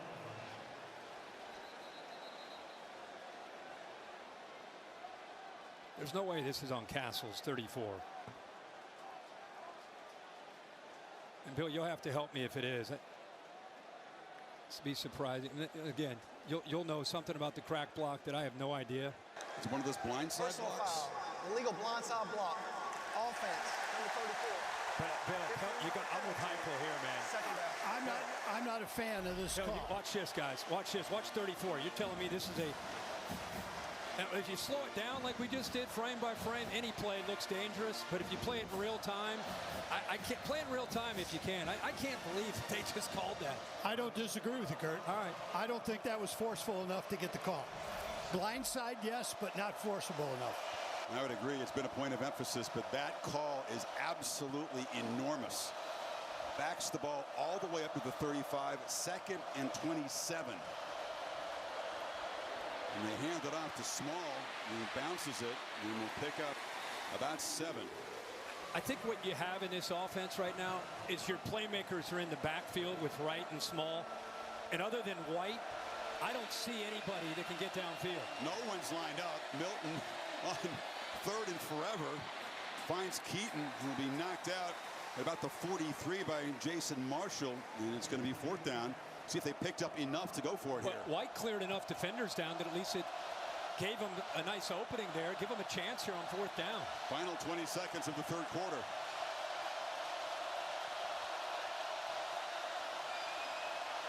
And the Balls keep the march going. Milton has plenty of time. He gets a 3-man rush. Now a flag comes down in the pit, and a long throw. Receiver slipped, and it was behind Small. But this is right there in the holding zone. It got little MMA down there. Yeah, it was a holding call, and it won't matter. Right tackle, Crawford. Holding. Offense. Number 53. That penalty is a...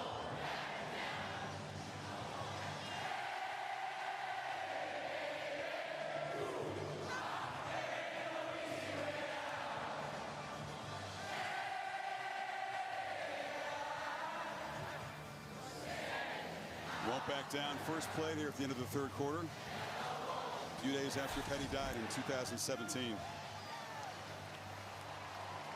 they have not backed down. Tennessee ran more plays in that 3rd quarter than they did in the entire first half, but scored only 3 points. Back-to-back possessions with turnovers on down. The Gators begin the 4th quarter with the football and hand it off to Treyon Webb. We haven't seen Montrell Johnson in a while. Holly? Well, guys, Graham Mertz has a developing injury situation. He had his 2 fingers on his left hand, non-throwing hand, taped up, but it was still bothering. So came to the sideline. They put a glove over it, a lot of heavy tape. Let's see how it affects him on the snap and ball protection right now. He was definitely shaking. He's in some pain on that left hand. So Wilson knocked out. We haven't seen Johnson, and now Graham Mertz dealing with a left-hand injury. He has the ball in his right hand and flicks the throw across the middle. And it's incomplete, trying to find Hayden Hansen. Haddon was in coverage. There's a flag that back in the backfield. Right after right after he threw the ball, he got hit. That's where the flag is. So looked like it was going to be an upcoming 3rd down after a nice play by Haddon. Personal Instead, foul. Roughing the right passer. here. Defense. Number 44. Contact to the head area. It's Elijah 15-yard Herring. penalty from the previous spot. Automatic first down. Now this one I don't disagree with. The ball is out. He just throws his body into Graham Mertz late. It had more to do with how late that hit was.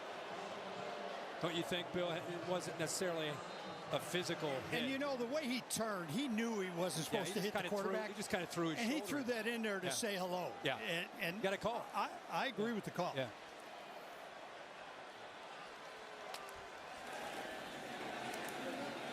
Webb, freshman, in Jacksonville, knocked down by Jalen McCullough. And the leader of that back end for the Vols defense. Penalties continue to be a problem with this Tennessee football team. They were last year, first couple of games, and especially costly tonight. Whether or not you agree with the blindside block that spoiled their last possession. Gators Obviously not in a hurry at all with his 16-point lead.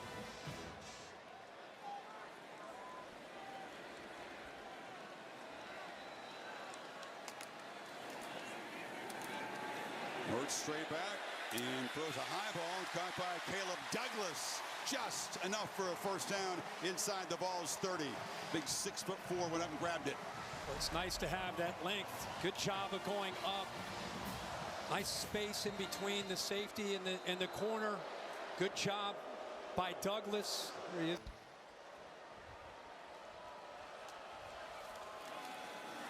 ETN drives forward. It'll be third down or second down and about 7.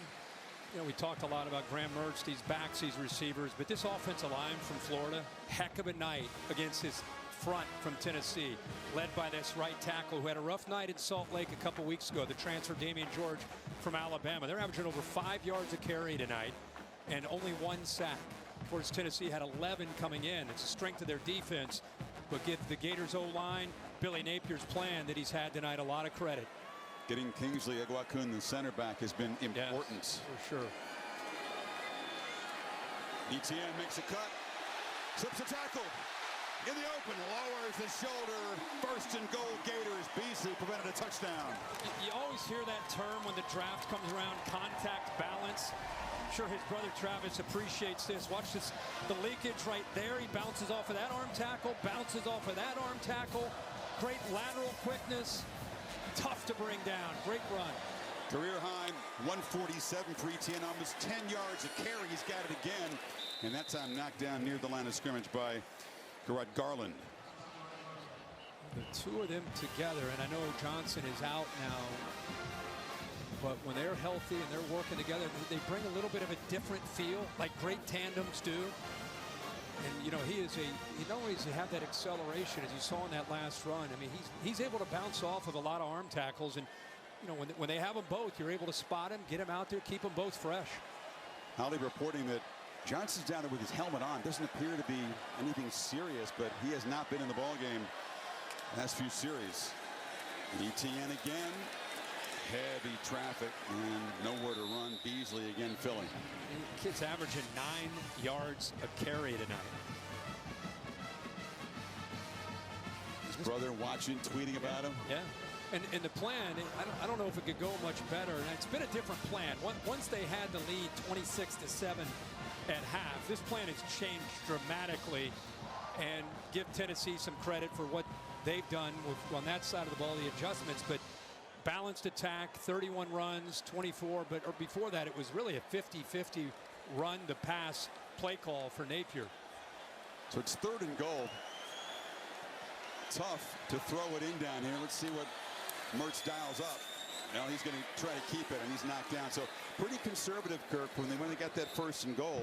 A field goal does make it a 3-possession game. I mean, that's what you're thinking. Be careful, be smart. Up 16, want to go up by 19. You're in the fourth quarter. You go up by 3 possessions. It hasn't been automatic. Adam Mahalik hold, and Trey Smack, who's kicked some PATs, now comes on for the field goal attempt. Deep breath for the sophomore from Maryland. Twice they got to push through the middle with Thomas, 21.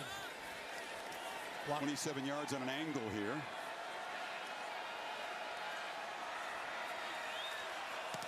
And he does his job. So the Gators add 3 to the lead, take 5 minutes off the clock, up by 19, 9:50. Resorts, 18 hotel brands, 1 loyalty program. Download the app.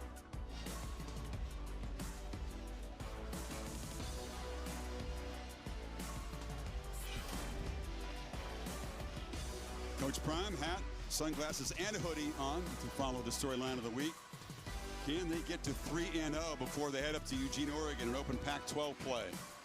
I think this one's personal again. It's personal last week. It's personal tonight, right? Hey, he knows how to push buttons and motivate a team. Does he ever?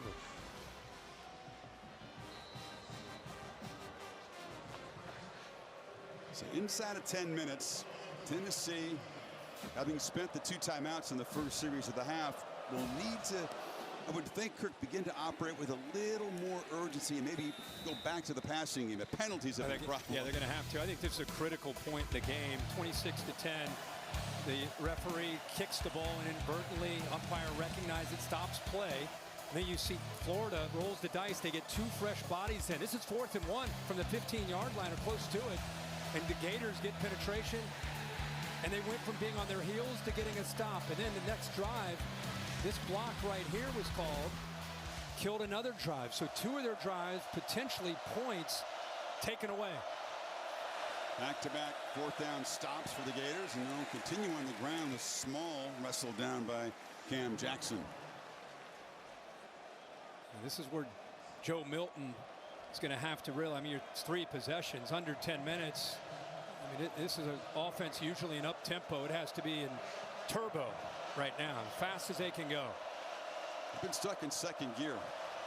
Haven't gotten close to turbo except for that one quick strike drive on the edge, and the pass is batted down again. That's Tyreek Sapp who's been active. These Gator defensive front, you mentioned big and strong, not the twitchiest in the country, but they've been imposing themselves. I tell you, it's like watching a different defense from the team that we watch. I know you're at home and it's at night in a rivalry game. You're going to play with some juice, but man, they are flying around. Got to give Austin Armstrong and his defensive staff a lot of credit for the plan they put together against Milton in this offense. Need 7 here. Going to try to run for it, and Small is going to get it and more out to the 40. I don't know what that says about trusting Milton at this point, or the protection, but they continue to just run it. Or the receivers, you know, winning one-on-one. Got a free play here, 12 men on the field. Play fake, and he checks it down and finds Small for a short gain. Florida trying, and we asked him about how do you get substitutions as fast as they go, and he said we have a plan. You know, everybody has a plan. This is the only time all night that they've been caught with 12 on the field.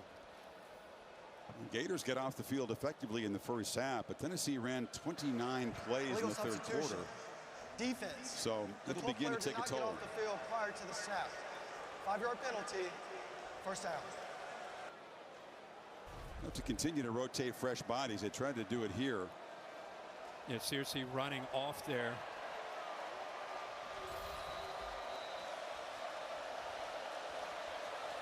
So 1st and 5. Inside of 9 minutes. Milton, plenty of time, delivers a missile intended for Squirrel White across the middle. Castell was in coverage. He's late on this. Crosser, good break by the free safety. He right away anticipates that ball's potentially coming. With tempo, Milton under pressure, launches downfield, caught, touchdown, Brew McCoy, and the Volunteers still alive. 55-yard strike. Well, he got that right arm there on Jackson. Maybe just a little nudge there to separate. We talked about which of these receivers can make a play. Plenty of time. Good job actually of moving away from that pressure. And McCoy able to pull away from the true freshman. So the lead is 13, and the Vols offense on the field to go for 2. It can happen quickly. McCoy's first touchdown of the season.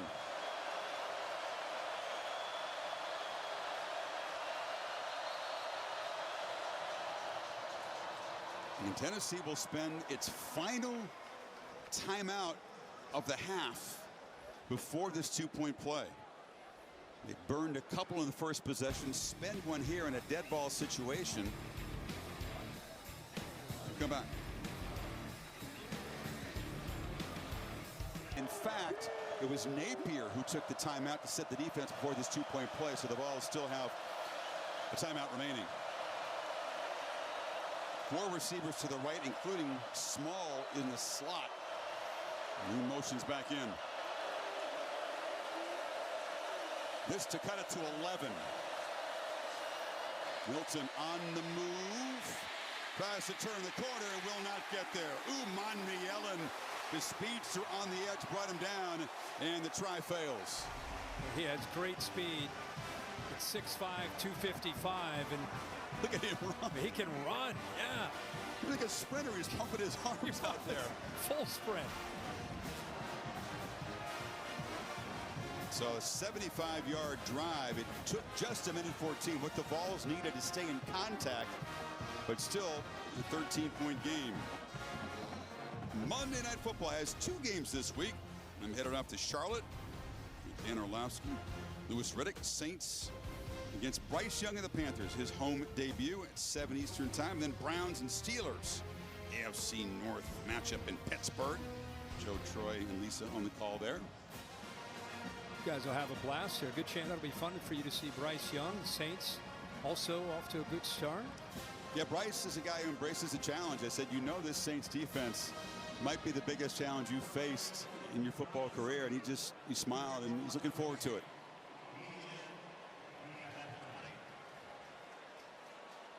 Turbeville to boot it away.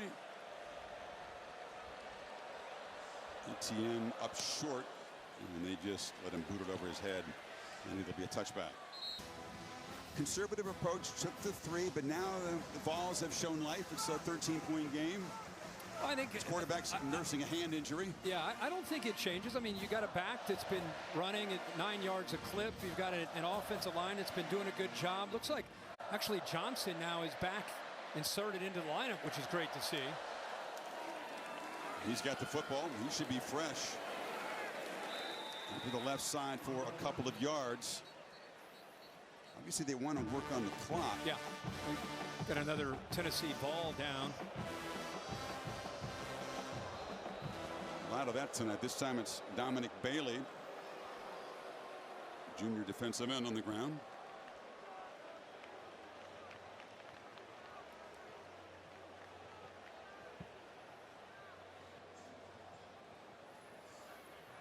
I get the first down run. I get that they've been productive. You got good backs, but the question is, I guess, you get a third long, third medium. What do you like in the passing game? I mean, it's been almost nothing downfield. They had the 18-yard completion. Remember, it was Khalil Jackson who tight-roped the sideline. That's really been it downfield. Bunch of stuff to the perimeter and the ground game. Yeah, in a 13-point game, you know, as quickly as Tennessee can score, I don't think you just pull it in and say, hey, we're going to go to 4 corners kind of offense and work clock and just run. I think you got a quarterback that, despite what's going on with that left hand, he's been in command all night. He's made really good decisions all night. I think you continue with the same game plan. I don't think you're to that point in the game where it changes that much how you attack. It's been working pretty well for you all night, and that's a balanced approach. I just want to see if the pass is still part of the balance. Oh, yeah, absolutely it is. I think he's got a ton of confidence in Mertz. Remember, the knock on Mertz was not, I think he looks better in 1 year in this offense than he looked in 3 years at Wisconsin. He certainly feels very comfortable in it. And they turn and hand the ball off to Johnson, who makes a cut back against the grain and is knocked down. It'll be third down and about 4. Holly? Well, guys, I told you about Graham Mertz hurting his left hand. Well, he has also been seen for a laceration on his right thumb. It was all bloody. His towel was so bloody from trying to wipe that blood off that he's had to replace his towel. I don't know if it's contributing to them not throwing it right now, but he did get that right thumb tip treated on the sidelines here during that last break. Third and 4. We're going to find out if they do try to throw for it. Tight end shift around to the right. Pearsall over there. Late clock at 4. They turn and hand it off, and Johnson, can he get there? No, he's going to be knocked down short. So Haddon comes up and makes the tackle, and the Gators will have to punt it away. That's a good job by Tennessee, really selling out, anticipating and saying, listen, if you can beat us one-on-one, so be it. We're going to get 8 guys up close to the line of scrimmage, force this thing to bounce, and then use our speed. See all those numbers up, and then you hope that Haddon can hold that edge, which he does. There's no way no to chance. go for this. No chance. I mean, the offense is on the field. You're No at the minus 33 No and a half. way. Come on. He's just going to clap real hard a couple times, and it worked. Oh, my goodness. Tennessee jumped off. Free play. Mertz is going to take a shot and go out of bounds. You got to be kidding me. They just fell for the oldest trick in the book. I mean, everybody knew that they were not going to snap that football. And I get that fatigue sets in here. It's late in the game. Offside. Defense. Number 99. And this is only There's Garland, 5-yard penalty. fifth-year This results senior. in a first down. Fifth-year seniors aren't supposed to make mistakes like that, and it worked. I mean, there's no way you're going to go for that No, there. it's a 13-point game. You're at your own 35-yard line. You're just gonna, like we said, you're going to clap a couple times hard and try to draw them off. And sure enough, it works. Yeah, it's been a long night for the folks in orange here. It is the 10th penalty. And that's frustrating. A chance to get the ball back to Milton. Work the play clock all the way down. There's a clear hold on the edge. I don't see a flag. Johnson is knocked down behind the line of scrimmage. He grabbing a jersey to hold. It used to be. Yeah, well, he grabbed it. Results Right in a loss of 12, or 2, I should say. Look at that. Looks like a hold to me. I'm surprised there. Didn't see a call. So Etienne spells Johnson. He's boarding him in motion across.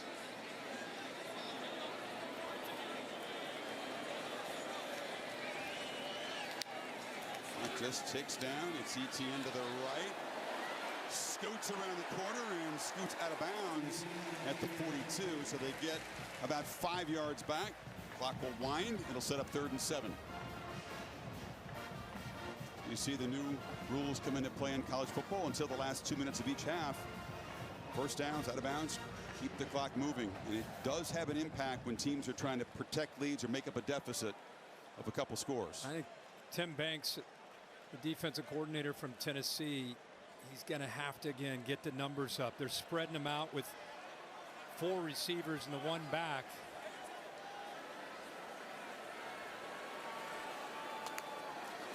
Third and 7, they hand it off again. Etienne spins free. It seems like the forward pass has been removed from the equation here. And I don't know if it's the injuries to apparently both hands of Mertz or just working clock here, especially now. You know, there was going to be 6 minutes. If they wouldn't have jumped offside, so you basically just killed 2 minutes with that decision to try to draw them off. I mean, a lot of people would have just said, no one's going to fall for this, just punt it. Instead, at your own 35, they do that, and it works out, and it costs Tennessee 2 minutes of valuable time. No, I agree. It's a smart decision. Dumb to fall for it, but you're right. With the team that has just 1 timeout remaining, they now have 2 fewer minutes to work with. There's a shank. It's a terrible kick off the side of Crawshaw's foot. So Tennessee will get decent field position, down 13, inside of 4 to go. Folsom Field 10 minutes away, directly following our ball game here. Love to go into the boundary to this slot receiver. Milton squeezes it down to McCoy, who makes a man miss and powers his way into Florida territory. Now they'll crank the tempo. Absolutely. Good job again going back where they love to go. Find the matchups back into the boundary. McCoy uses that strength. Milton across the middle again. And throw slightly behind McCoy, but he makes the grab. It's another first down to the 38. Now we're seeing Milton get into sync with the receiver. He in 15 starting to make plays here.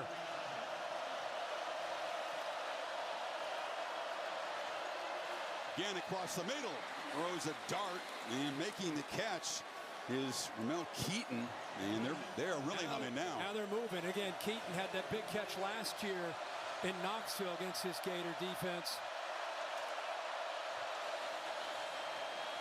Milton delivers a dagger down the middle. Diving attempt over the head of Squirrel White. Mitchell was in coverage. It was tight, but he had him. And again, it's creating the matchup against the safety. We saw that for a big play earlier. It's a mismatch. He puts a little more air on that ball, and that is a touchdown. But good job by Josh Heupel creating the matchup there with the quick White against the safety one-on-one.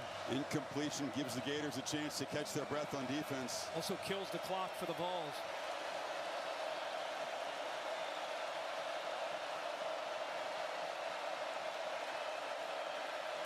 Milton from a pocket, launching for the end zone.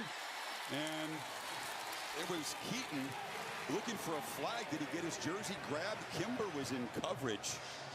No flag. Heupel can't believe it. Yeah, he definitely wanted that. Look at the adjustment here that they're going to, because they know they're going to take these vertical shots.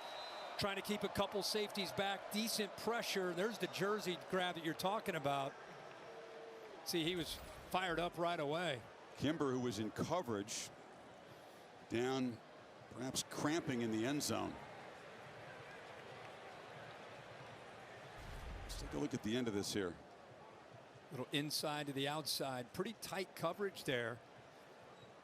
Bill, what do you think of that near the end? That wasn't a great angle to see what we were talking about. Wasn't a great angle. There you go. Right here's an angle. See the jersey? But you got a restriction there that could possibly be taking a step or half a step away from him with his reach for the ball. Pass interference. Yeah. Look, when you see the jersey pulled away from the receiver, I don't care what level of football is. That's usually a tell. Yeah, it's an advantage, disadvantage. You've caused a restriction. You've taken a step away from him, put him at a disadvantage. Athletic training staff may be working on the knee of Kimber down in the end zone. This has happened quickly. They moved the ball 42 yards in just a minute 4. Exactly what Tennessee is needed. They got a rhythm going, finding McCoy over the middle. Well, if you're a Tennessee fan, you're thinking about some of these things that have gone up against them. Kind of their own worst enemy. Bad flags, 10 of them tonight. Missed tackles. Some blown timeouts. And then some calls that just have gone against them. Gators, leaning on this defense, Kirk. In this second half, I get that the running game is good, and it's been going tonight, but Mertz just 4 pass attempts after halftime. He completed 2 of them. It's been interesting how they've handled the lead here in the third quarter. No points on the board other than just that field goal in the quarter. You're down 13, and you go back and you think about some of those timeouts, those precious timeouts that when they were down, and they used them, a couple of them early in the second half. You think about how important those could be now, right? I mean, it's 3rd and 10 here, but if they're able to put a touchdown up on the board, think about how nice it would be to have those timeouts back, right?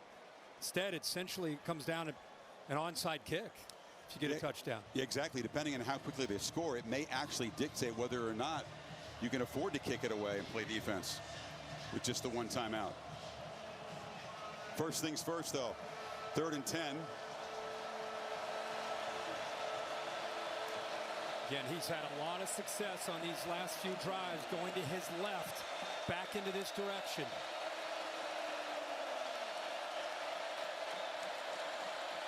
Plenty of time. End zone ball incomplete. It was Keaton working against Devin Moore, who's in for Kimber, and it's 4th and 10. Got to have this play. Just to keep hope alive. And now another Gator defensive back is down. This is Devin Moore, who just came into the game, replacing Kimber, who was helped off. Yeah, he's been dealing with an injury, and they have a lot of high hopes for him in his career and what he can be. Grabbing that left leg. Yeah, it's strep throat he's been dealing with. He hasn't really been able to practice much. Yeah. And watch how he came down on this play. He was actually defending the play. He's in man coverage right here. Pretty tight coverage. And then he comes down, got up. Initially, looked like he was going to be okay. He bounced right up after hitting the ground, and then moved out of the end zone about the 8-yard line and went down. There you start to see it right there. It's like they're kind of working that left calf, potentially cramping. Well, this Gator defense has been on the field a lot in the second half. They got off the field quickly. Remember how few Tennessee plays were run in the first half? Just 22 of them. They've now run 40 plays in the second half. At very high tempo. So Moore slowly makes his way off. So Kajim Jackson, a true freshman, now in a corner. The Gators Getting a little thin in the back end. But get a stop here, and that should do it.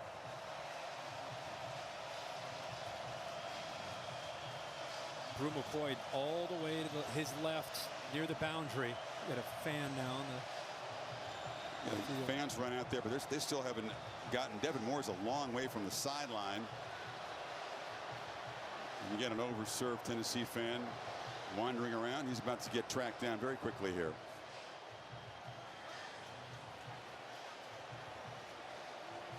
Moore still not on the sideline.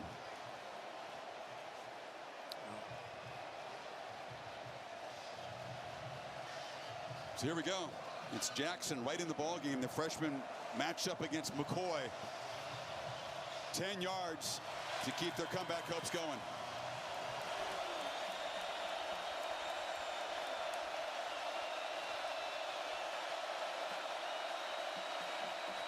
Gators rush 4. Milton escapes across the middle. It's a low throw. Incomplete. Could not complete it on the run. Scooby Williams was chasing him. And another 4th down stop for this Florida defense tonight. Now they had 2 linebackers. One they brought to pressure. The first one pressures right here, and the second one's a spy. It's a good plan here. You only rush 3. They bring the linebacker. Now you got a spy right there. Really affected, I think, the timing of what Milton tried to do. Buying time. Scooby Williams hits him. You can see the ball is low because of that pressure that he felt from the backer right in his face. You see Milton on the move.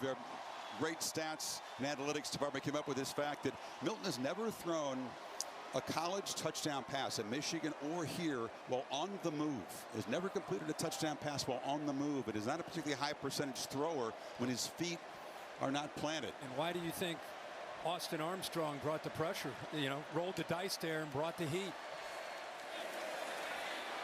Etienne off the left side, breaking tackles and muscling out near midfield, and that'll chew some more clock. They haven't done much after halftime. They only had 58 yards of total offense until that run. He's at 173 yards on the night, 8.7 a carry. With that 62-yard burst for a touchdown in the first half. Look at him, man. He looks as fresh as he did in the first quarter. Florida versus everybody, it says on his eye black. I like his energy, man. He is a nice looking back. And again, he and Johnson together be tough for the SEC to deal with. Yeah, wonderful, engaging personality. Hit behind the line and slammed down by Pierce. Clock continues to work. They can only stop it once. Kickoff is approaching at Folsom Field. We'll give you a peek there and get you there immediately at the conclusion. Chris, first time Florida has beaten a ranked team here at the Swamp since 2019 when they beat Auburn, who was number 7 in the country. They beat Georgia in 2020. Wasn't Utah ranked at the beginning of last year, though? The SEC team. Oh, SEC team. Okay, yeah, I got you. Yep. Yeah, they lost 6 straight last year, including the bowl game after the win against the Utes.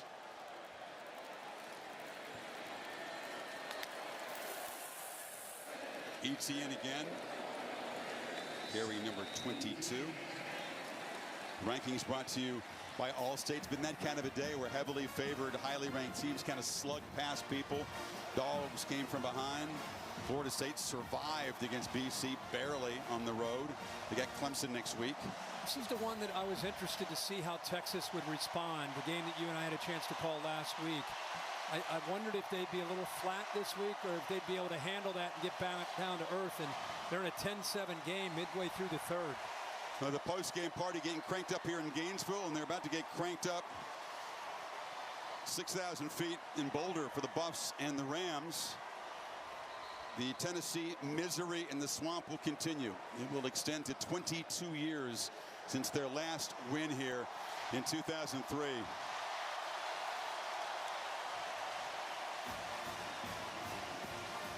Much needed victory. Napier did not beat one of their big rivals a year ago.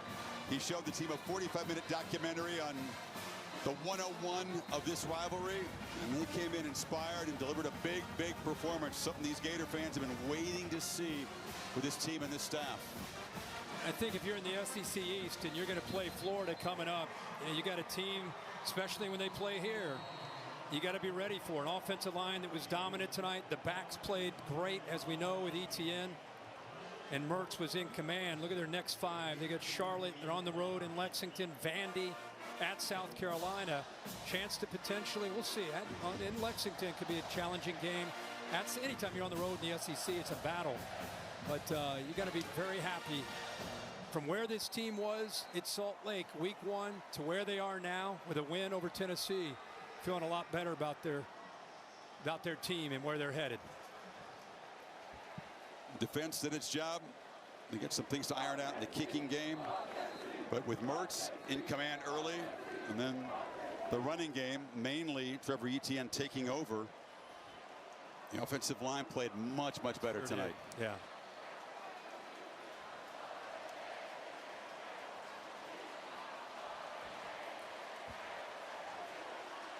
One more snap.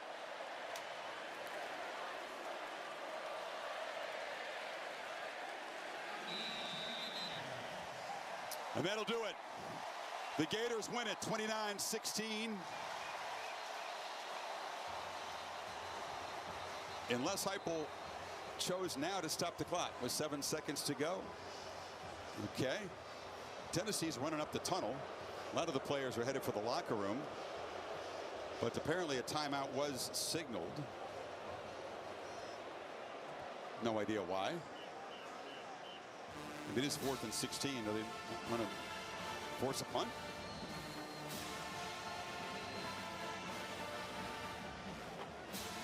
He hadn't spent it earlier, so I didn't think he was going to. But this is an enormously satisfying night. The fans will wonder, you know, they kind of got super conservative. We'll have to see if Trey Wilson's injury will keep him out for any prolonged period of time. They lost him early on. Yeah, like you said, Graham Mertz 17 of 20 in the first half, 2 of 4 in the second half. So in 4th and 16, he'll run around as the clock ticks down, and now get knocked down as he took a knee. A flag comes out, and that is a fitting ending to things. Here we go. Yeah, this is about to get ugly. Oh, look at this. Guys are throwing fists.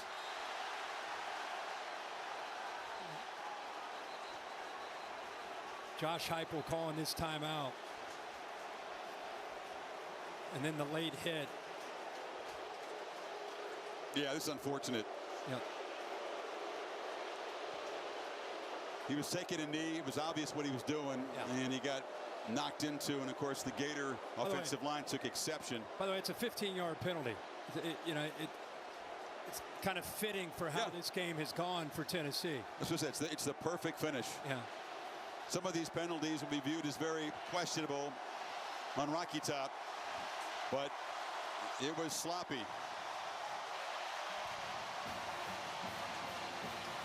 That's it. A feisty finish, and it finally is over. 29-16. Game produced by Bill Bonnell, directed by Jimmy Platt. For Holly and Kirk, I'm Chris Fowler, and let's kick it to Boulder, Colorado. The Buffs and the Rams. Mark Jones and Lewis Wood.